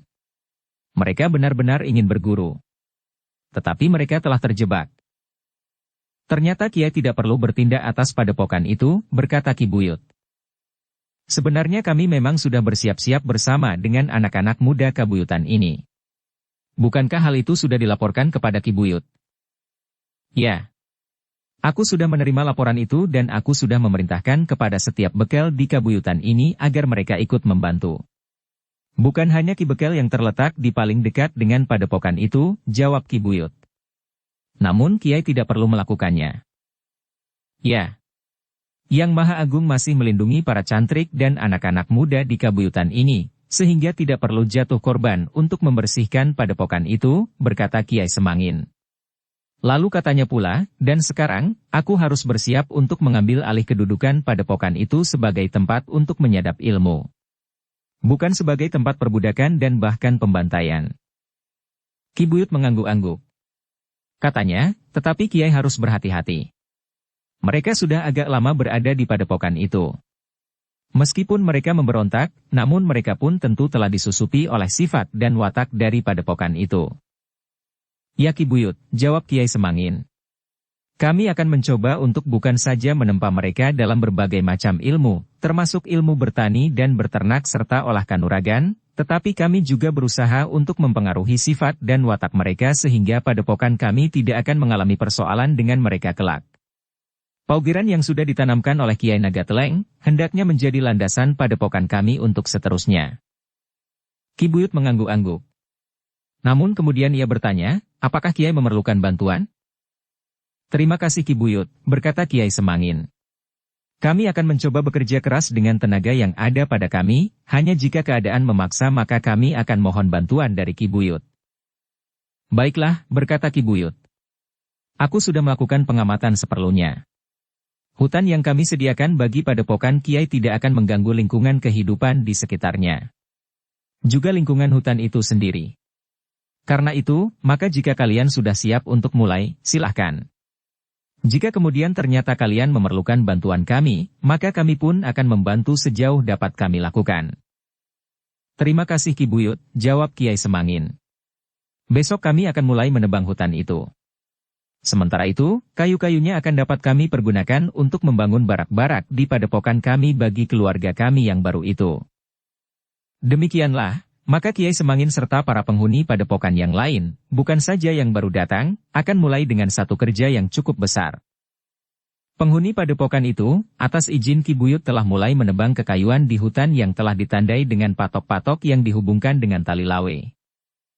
Pekerjaan itu bukan pekerjaan yang ringan. Mereka harus bekerja dengan mengerahkan segenap tenaga yang ada di padepokan. Mereka pun harus sangat berhati-hati, karena merobohkan pohon-pohon besar adalah satu pekerjaan yang berbahaya. Jika pohon-pohon yang ditebang itu menimpa seseorang, maka orang itu tentu akan menjadi lumat. Mahisa Murti dan saudara-saudaranya ternyata telah melibatkan diri dalam kerja itu. Ia tidak dapat begitu saja meninggalkan Kiai Patah setelah menyerahkan beberapa orang dari padepokan yang rapuh dan dihancurkan dari dalam karena ketamakan para pemimpinnya itu. Karena itu, maka Mahisa Murti dan saudara-saudaranya telah tertahan tidak hanya 1-2 hari.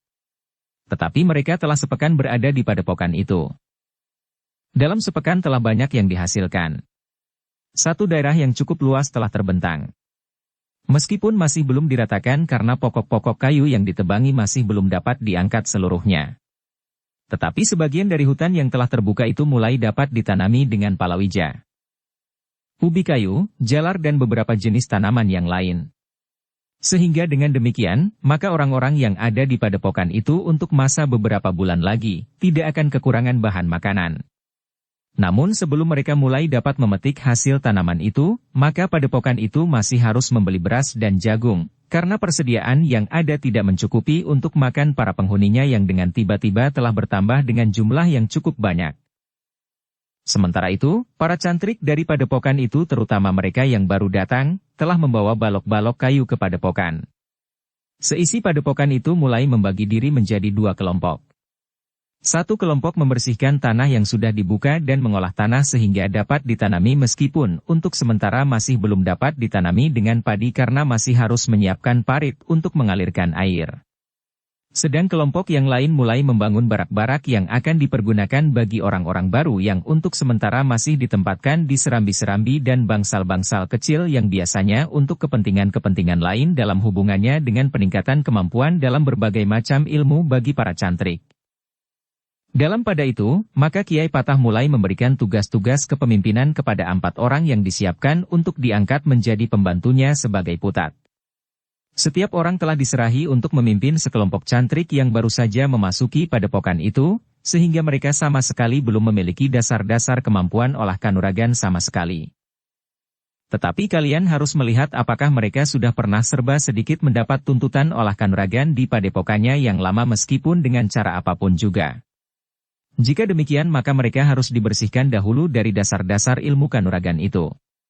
Sehingga kemudian mereka bersama-sama akan mulai dari tataran yang paling rendah dan tidak dikotori dengan unsur-unsur dari jenis ilmu yang lain, apalagi yang berasal dari sumber yang keruh, pesan Kiai Patah. Keempat orang itu mengangguk-angguk. Namun seorang di antara mereka berkata, bagaimana sekiranya anak-anak muda itu diminta untuk berada di padepokan ini bersama kita? Kiai Patah yang dikenal dengan nama Kiai Semangin itu menggeleng. Katanya, mereka adalah pemimpin dari sebuah padepokan yang barangkali lebih besar dari padepokan kita yang kecil ini. Tetapi kenapa mereka mengembara? Bertanya yang lain. Bukankah aku pernah mengatakannya, bahwa bagi mereka pengembaraannya itu merupakan laku, sahut Kiai Semangin. Keempat orang itu mengangguk-angguk. Kiai Semangin memang pernah bercerita tentang laku yang dijalani oleh anak-anak muda itu.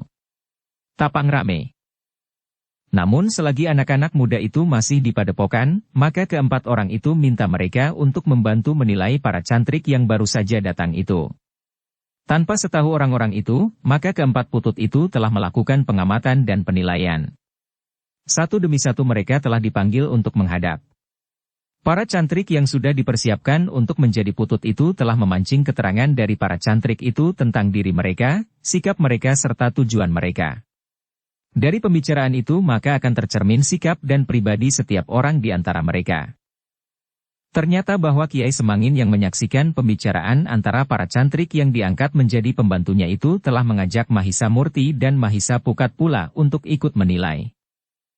Pada umumnya orang-orang itu telah menjawab dengan jujur. Jika mereka berada di padepokan yang sudah terkoyak-koyak itu adalah karena mereka benar-benar telah terjebak.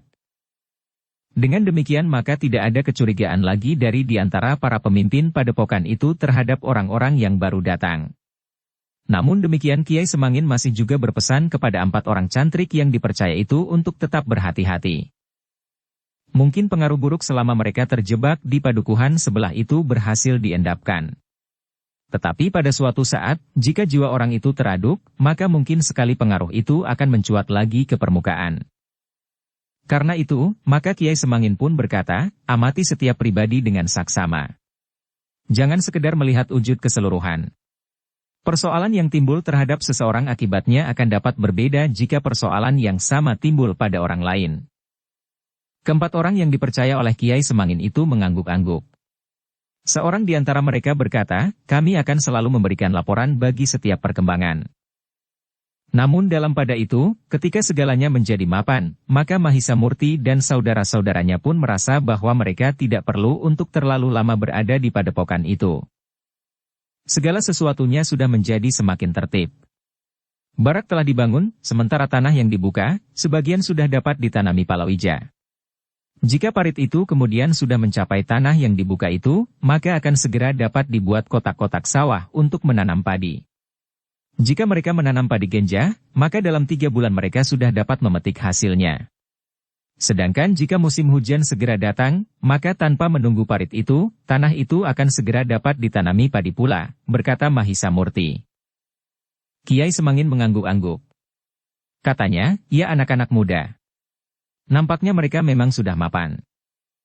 Dalam waktu yang tidak lama lagi, mereka akan dapat menempati barak-barak mereka yang baru. Meskipun tidak cukup baik, tetapi barak-barak itu akan cukup memadai. Lebih dari cukup Kiai, jawab Mahisa Murti, beberapa orang yang tangannya terampil telah mampu menganyam dinding bambu yang kuat dengan rangkapan kepang yang dianyam halus sehingga udara di dalamnya tetap sejuk tetapi tidak dingin. Atap ijuk pun memberikan kehangatan di malam hari, tetapi tidak panas. Orang-orang itu tentu merasa sangat berterima kasih terhadap kelengkapan yang mereka terima di sini. Di tempat-tempat yang lama mereka berada di gubuk-gubuk yang tidak lebih baik dari kandang kuda. Tetapi lebih dari itu, perlakuan para pemimpin padepokan ini terasa jauh lebih baik dari yang pernah mereka alami di padepokan yang hancur itu. Kiai Semangin mengangguk-angguk. Katanya, baiklah anak-anak muda. Jika kalian memang harus meninggalkan kami, maka aku tidak akan dapat menahan kalian lebih lama lagi.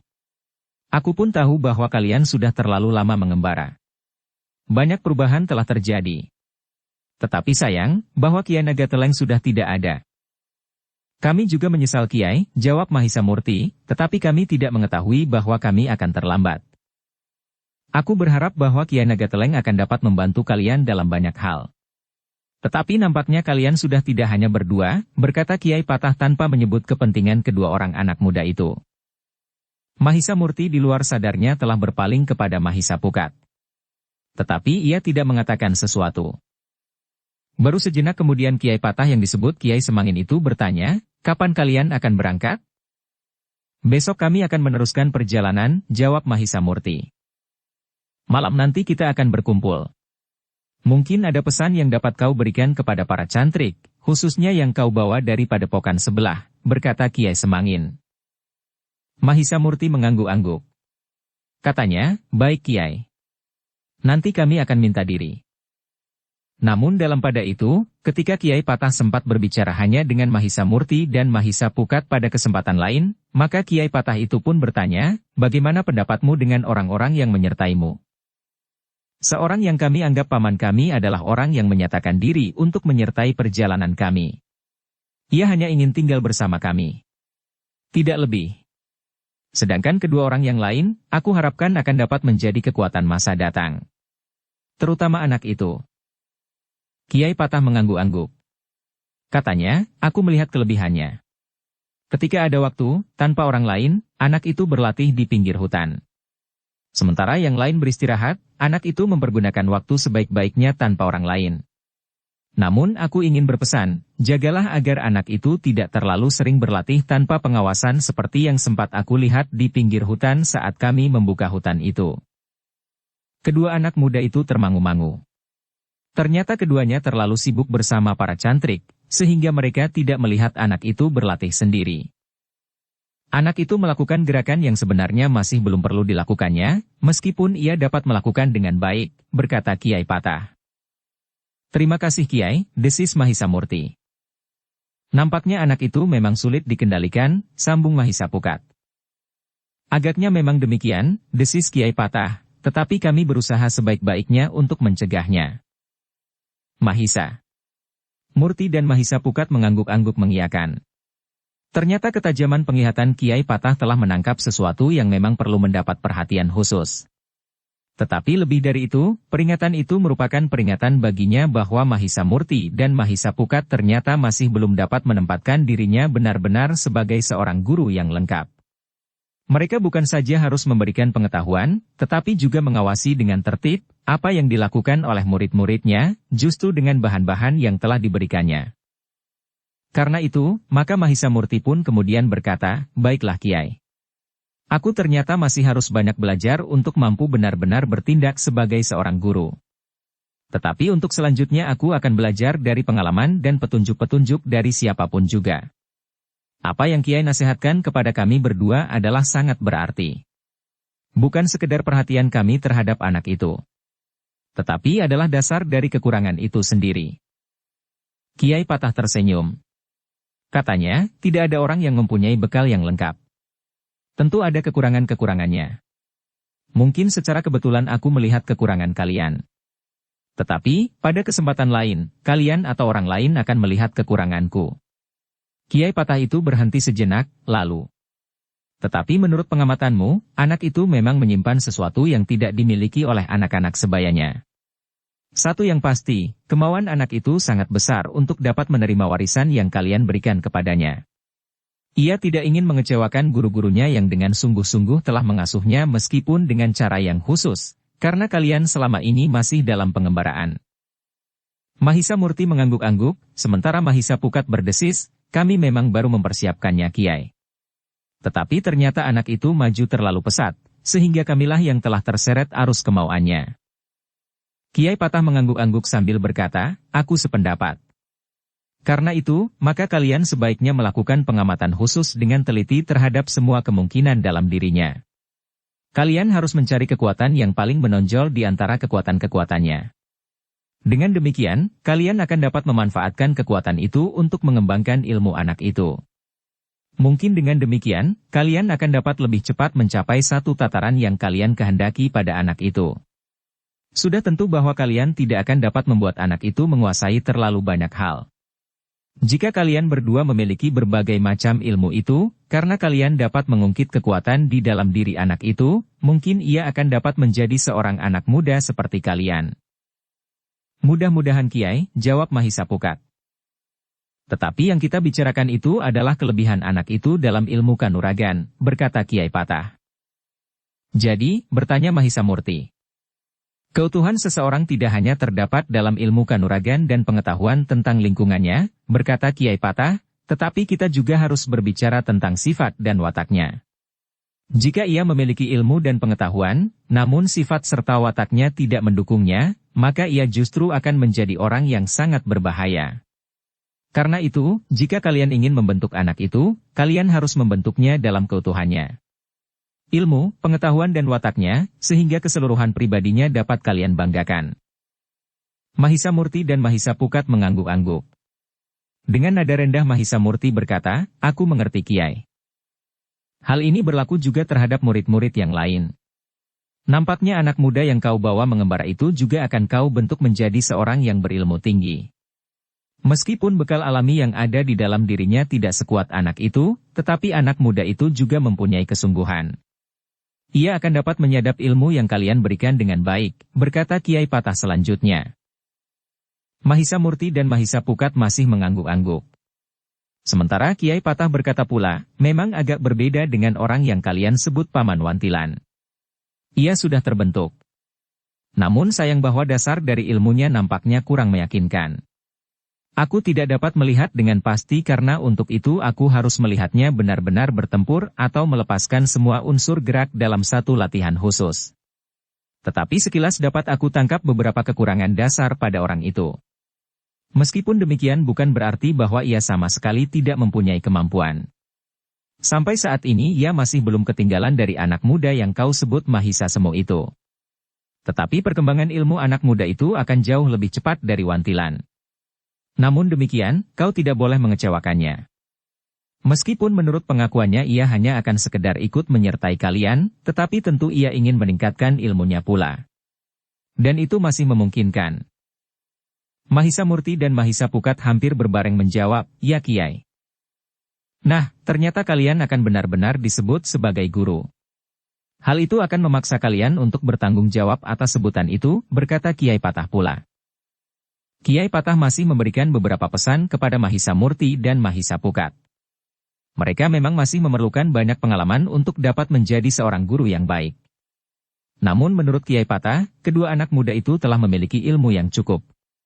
Meskipun Kiai Patah sama sekali tidak menyebut-nyebut tentang sepasang pusaka yang juga dikenalinya itu, namun Kiai Patah merasa semakin yakin akan kemampuan kedua orang anak muda itu.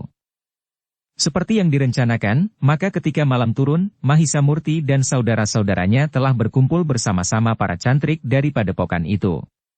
Termasuk para cantrik yang baru. Justru pertemuan itu lebih banyak diperuntukkan bagi mereka, karena Mahisa Murti dan saudara-saudaranya akan minta diri.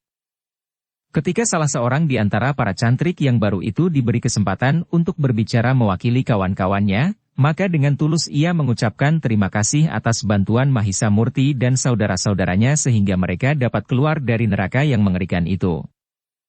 Tanpa bantuan kalian, barangkali kami masih berada di dalam kerangkeng-kerangkeng yang sempit dan pengap. Bahkan ada di antara kami yang diikat dengan tiang-tiang bilik yang sempit dan gelap.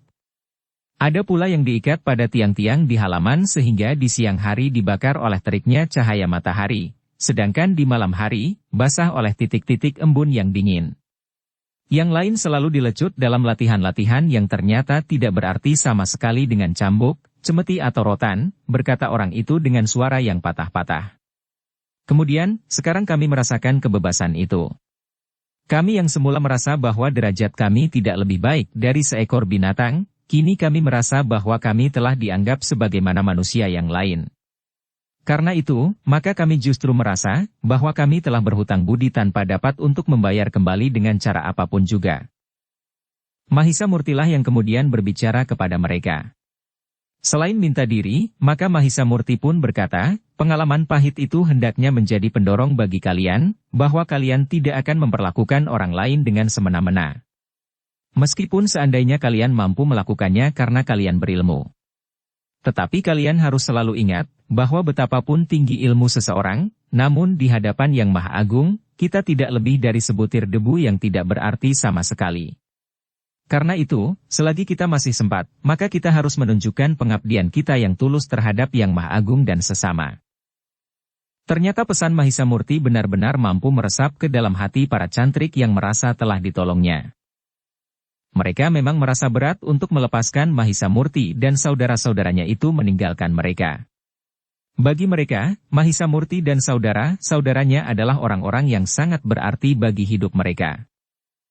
Tetapi Mahisa Murti berkata kepada mereka, Kiai Semangin mengerti segala-galanya. Bahkan Kiai Nagateleng yang sebenarnya pun telah mengetahui bahwa ada sebuah padepokan yang telah menjebak banyak orang. Tetapi Kiai Semangin tidak dapat bergerak dengan tergesa-gesa sebelum mendapat cukup bahan-bahan dan bukti yang meyakinkan.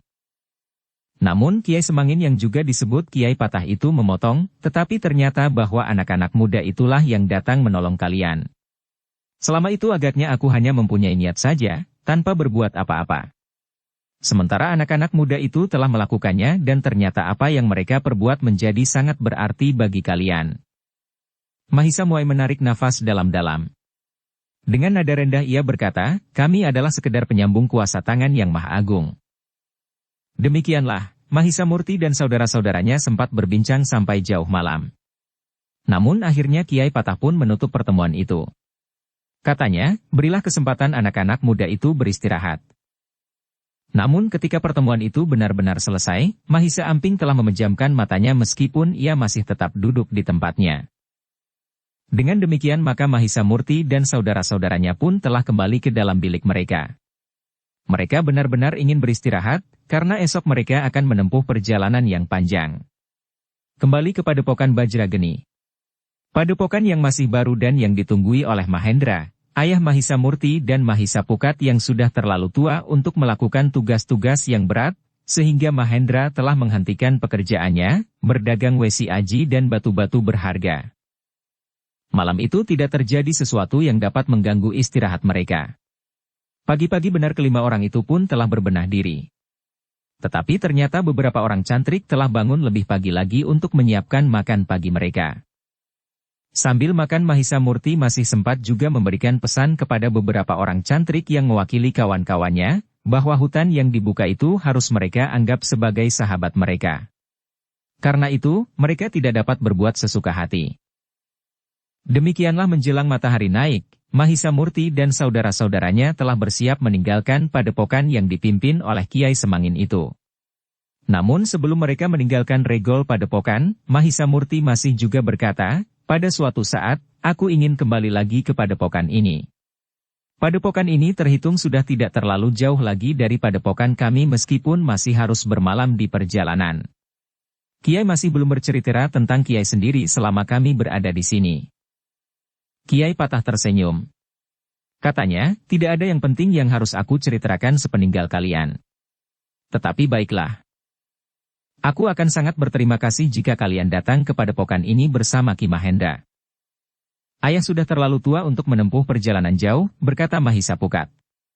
Lalu katanya, bagaimana jika Kiai kami jemput untuk berkunjung ke padepokan kami? Tentu aku tidak berkeberatan, berkata Kiai Patah. Namun sebelumnya salamku kepada ayahmu itu. Demikianlah, maka kedua anak muda itu bersama saudara-saudara angkat mereka meninggalkan padepokan itu. Orang-orang yang merasa berhutang budi kepadanya telah mengantar mereka keluar dari pintu gerbang. Seorang yang mewakili kawan-kawannya berkata dengan kata yang sendat, jangan lupakan kami. Mahisa Murti menepuk bahunya sambil berkata, aku akan berusaha untuk kembali jika mungkin. Tetapi pesanku, bersungguh-sungguhlah. Mudah-mudahan kau berhasil. Jangan lupakan Sangkan Paraning Dumadi. Kami mohon doa restu, berkata orang itu. Kita semua akan selalu berdoa, jawab Mahisa Murti. Orang itu melepas Mahisa Murti dan saudara-saudaranya dengan hati yang berat. Namun mereka tidak dapat menahan mereka dengan cara apapun juga. Ketika matahari naik semakin tinggi, maka mereka telah melangkah semakin jauh. Seperti biasa, Mahisa Amping berjalan di paling depan. Jika ia melihat sebatang pohon, telapak kakinya rasa-rasanya digelitik untuk memanjat. Tetapi ia sudah mampu menahan diri karena saudara-saudara angkatnya tidak begitu senang melihatnya memanjat pohon tanpa maksud apa-apa. Beberapa saat kemudian, maka mereka telah turun ke jalan yang lebih besar di Padukuhan Banyu Sasak. Mereka pun kemudian telah berada di jalan dari Padang Karautan yang telah menjadi ramai menuju ke Singasari. Dibandingkan dengan perjalanan panjang yang telah mereka tempuh, maka jalan menuju ke padepokan mereka sudah tidak terlalu jauh lagi. Mereka tidak berniat untuk singgah di kota raja. Tetapi mereka akan mengambil jalan pintas langsung menuju ke Padepokan Bajraseta. Namun di perjalanan yang sudah tidak terlalu jauh lagi itu, masih dapat saja terjadi sesuatu yang menghambat perjalanan mereka. Perjalanan yang dapat mereka tempuh dalam sehari lebih sedikit itu, mungkin justru akan berkepanjangan atau bahkan telah membawa mereka menjauhi padepokan yang mereka tuju. Tetapi mereka sudah berniat untuk kembali setelah mereka menempuh perjalanan cukup panjang. Namun dengan demikian, maka mereka pun telah memetik pengalaman yang sangat berharga di sepanjang jalan. Banyak peristiwa yang terjadi. Bahkan kadang-kadang sangat berbahaya sehingga nyawa mereka harus mereka pertaruhkan. Ternyata bahwa Yang Maha Agung masih melindungi mereka, sehingga mereka telah menempuh perjalanan kembali ke padepokan mereka. Menembus segala macam hambatan dan mengatasi segala macam kesulitan. Tetapi betapapun pendeknya jarak di hadapan mereka, namun mereka masih belum sampai ke padepokan. Ketika matahari naik semakin tinggi, maka panas pun mulai terasa menggigit kulit. Meskipun demikian mereka berjalan terus. Mereka tidak lagi merasakan betapa jalan-jalan bagaikan membara di tengah hari. Apalagi ketika matahari sedikit melampaui puncaknya. Tetapi mereka sudah terbiasa untuk mengatasi perasaan itu. Mereka sudah terbiasa berjalan dipanggang oleh panasnya sinar matahari. Namun ketika matahari mulai turun, Mahisa Murti mulai memperhatikan Mahisa Amping. Bagaimanapun juga ia masih seorang kanak-kanak yang memiliki daya tahan yang berbeda dari yang lain. Karena itu, maka Mahisa Murti pun kemudian berdesis kepada Mahisa Semu, Amping agaknya sudah lapar. Mahisa Semu mengangguk-angguk. Katanya, iya. Kita makan terlalu pagi. Kita akan singgah di sebuah kedai. Mudah-mudahan tidak terjadi sesuatu yang menghambat perjalanan kita, berkata Mahisa Murti. Mahisa Semu mengangguk-angguk. Banyak hal memang dapat terjadi. Tetapi mereka memang tidak dapat mengabaikan keadaan Mahisa Amping yang masih kanak-kanak itu. Karena itu, di sebuah padukuhan yang besar, mereka telah singgah di sebuah kedai. Kedai itu pun termasuk kedai yang termasuk besar pula. Nampaknya kedai itu cukup banyak dikunjungi orang. Ketika Mahisa Murti dan saudara-saudaranya masuk ke dalam kedai itu, maka beberapa orang sudah lebih dahulu ada di dalamnya. Nampaknya kedai itu juga mampu memberikan suasana yang tenang bagi para pengunjungnya. Berbagai macam makanan dan minuman disediakan di dalam kedai itu, sehingga mereka yang membelinya dapat memilih sesuai dengan selera mereka masing-masing. Mahisa Murti dan saudara-saudaranya pun kemudian telah memilih tempat di sudut kedai itu. Mereka duduk di atas sebuah amben bambu yang tidak begitu besar, yang justru sesuai dipergunakan oleh 5 orang. Mereka pun kemudian telah memesan minuman dan makanan bagi mereka berlima. Mahisa Murti dan saudara-saudaranya memang sudah berusaha untuk tidak tertarik kepada apapun juga yang terjadi di kedai itu. Mereka sudah dalam perjalanan pulang. Jaraknya pun sudah tidak lagi terlalu jauh. Rasa-rasanya tidak ada yang lebih baik bagiku sekarang daripada segera sampai ke Padepokan Bajraseta, berkata Mahisa Pukat di dalam hatinya. Namun dalam pada itu, Mahisa Amping tiba-tiba perhatiannya mulai tertarik kepada seseorang. Hampir di luar sadarnya ia berkata, orang itu tentu membawa banyak uang. Pest, desis Mahisa Murti. Jika ada orang yang mendengar akan dapat terjadi salah paham. Bukankah aku berbicara perlahan sekali, justru Mahisa Amping telah bertanya. Ya. Tetapi jika ada orang yang mendengar akan dapat salah paham. Mereka dapat saja mengira bahwa kita cepat tertarik kepada barang-barang berharga. Atau bahkan orang lain dapat mengira bahwa kita memang telah mengikutinya sejak lama, desis Mahisa Pukat. Anak itu mengangguk-angguk. Namun ia nampak gelisah. Beberapa kali ia bangkit berdiri. Dan ia pun kemudian kembali duduk di tempatnya. Ada apa sebenarnya dengan kau? Bertanya Mahisa Semu. Anak itu menjadi semakin gelisah. Tiba-tiba saja ia berkata, marilah kita berjalan terus. Aku sudah cukup. Kau memang sudah. Tetapi yang lain belum, jawab Mahisa Murti. Lalu katanya, karena itu, maka kita harus bersabar menunggu mereka. Selain itu, kita juga memanfaatkan saat seperti ini untuk beristirahat. Bukankah kita sudah tidak perlu berjalan berhari-hari lagi? Besok kita akan sampai ke Padepokan Bajraseta. Mahisa Amping mengangguk-angguk.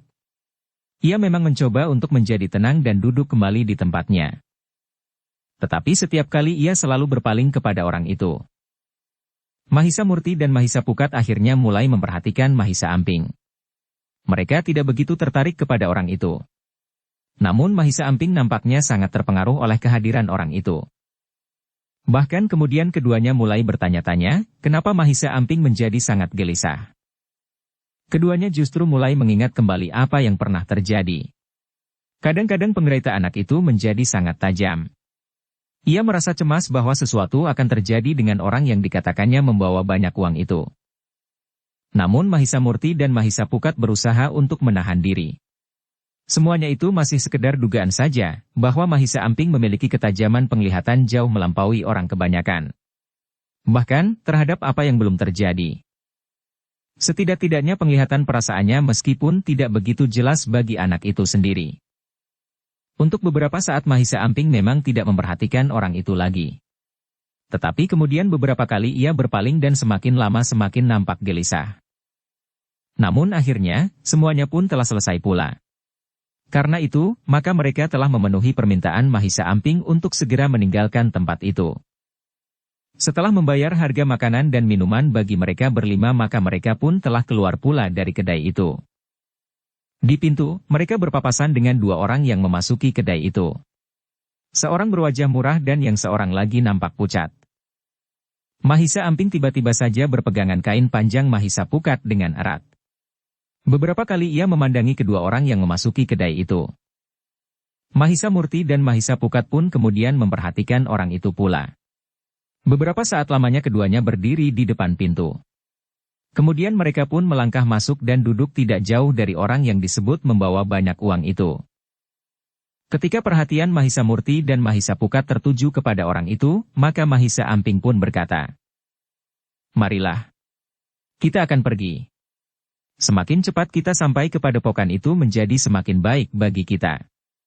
Rasa-rasanya aku ingin segera melihat apa yang ada di dalam padepokan itu." Mahisa Murti dan Mahisa Pukat pun kemudian telah melangkah pula. Mahisa Semu dan Wantilan yang perhatiannya tertuju ke tempat lain, telah melangkah pula mengikutinya.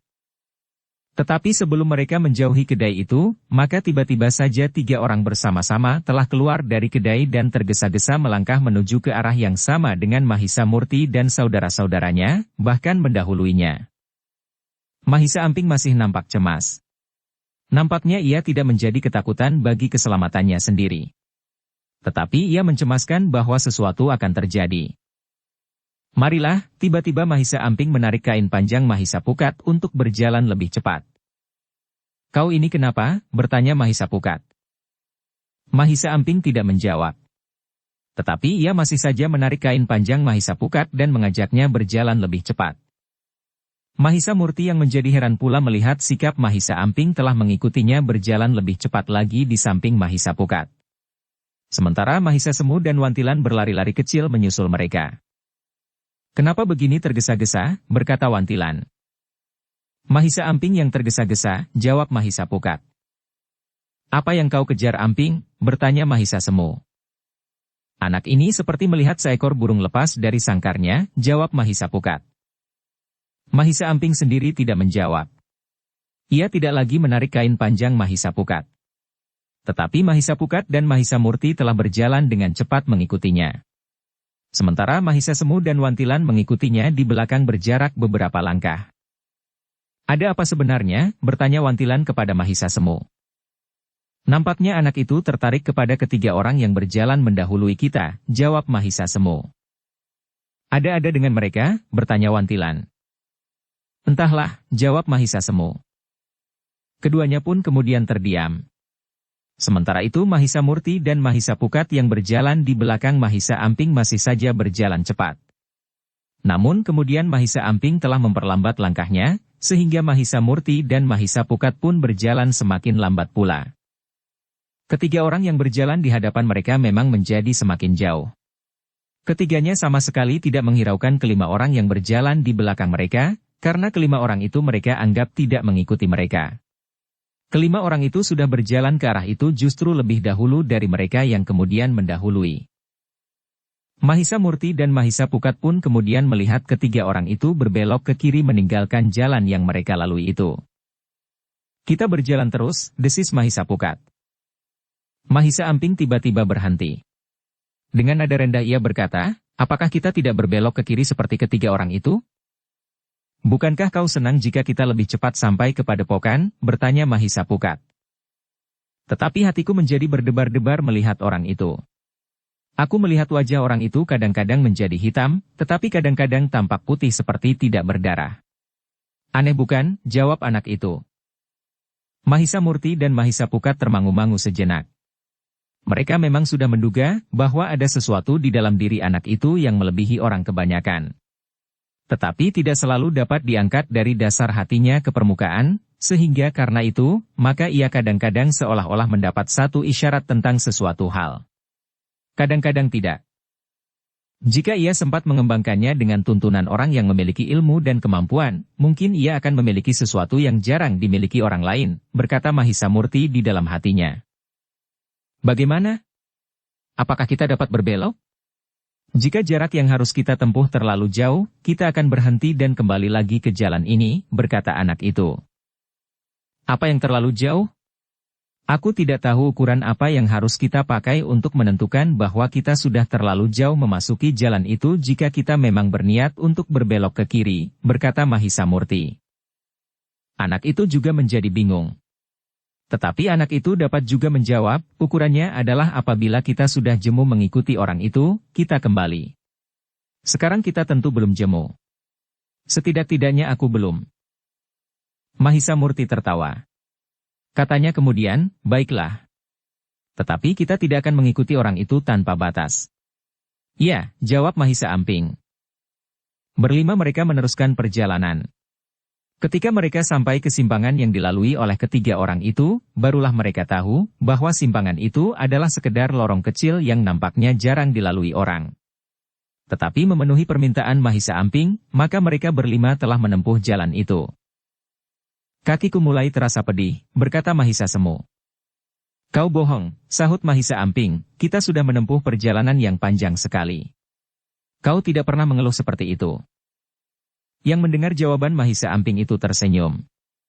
Tetapi Mahisa Semu masih mencoba menjawab, tetapi selama ini kita berjalan di atas jalan yang baik. Rata dan halus. Kau bohong lagi. Mahisa Amping membantah. Jalan ini berbatu-batu tajam, berkata Mahisa Semu pula. Kita pernah berjalan melewati jalan berbatu-batu padas. Melewati padang perdu yang penuh dengan duri. Kita pernah melalui jalan yang jauh lebih buruk dari ini, berkata Mahisa Amping. Mahisa Semu mengerutkan dahinya. Sementara Wantilan tertawa tertahan. Mahisa Murti dan Mahisa Pukat masih saja tersenyum sambil berjalan di belakang Mahisa Amping. Ternyata mereka berjalan beberapa lama. Tetapi mereka tidak melihat lagi ketiga orang yang berjalan di hadapan mereka. Orang-orang itu telah hilang, desis Mahisa Semu. Kita tidak akan dapat menemukan mereka lagi. Mahisa Amping berpaling sejenak. Tetapi ia tidak menjawab. Bahkan anak itu berjalan sambil berlari-lari kecil di paling depan. Beberapa lama mereka berjalan, maka mereka sampai ke sebuah tanggul sungai. Gerumbul-gerumbul perdu yang liar tumbuh di sepanjang tanggul itu. Tunggu, desis Mahisa Murti kemudian. Mahisa Amping memang berhenti. Tetapi wajahnya nampak tegang. Bahkan ia pun bertanya, kenapa kita berhenti? Apakah kita akan menuruni tebing sungai itu dan akan menyeberang? Bertanya Mahisa Murti. Apakah kita belum jemu mengikutinya jalan ini? Mahisa Amping termangu-mangu sejenak. Namun kemudian katanya, kita akan melihat ke sebelah tanggul. Jika kita tidak melihat sesuatu, kita akan kembali. Mahisa Murti mengangguk-angguk. Tetapi katanya, kau tinggal di sini. Biarlah aku melihat tanggul itu. Bersambung ke bab 151. Dukung kami dengan subscribe, follow, like, komen dan share. Terima kasih.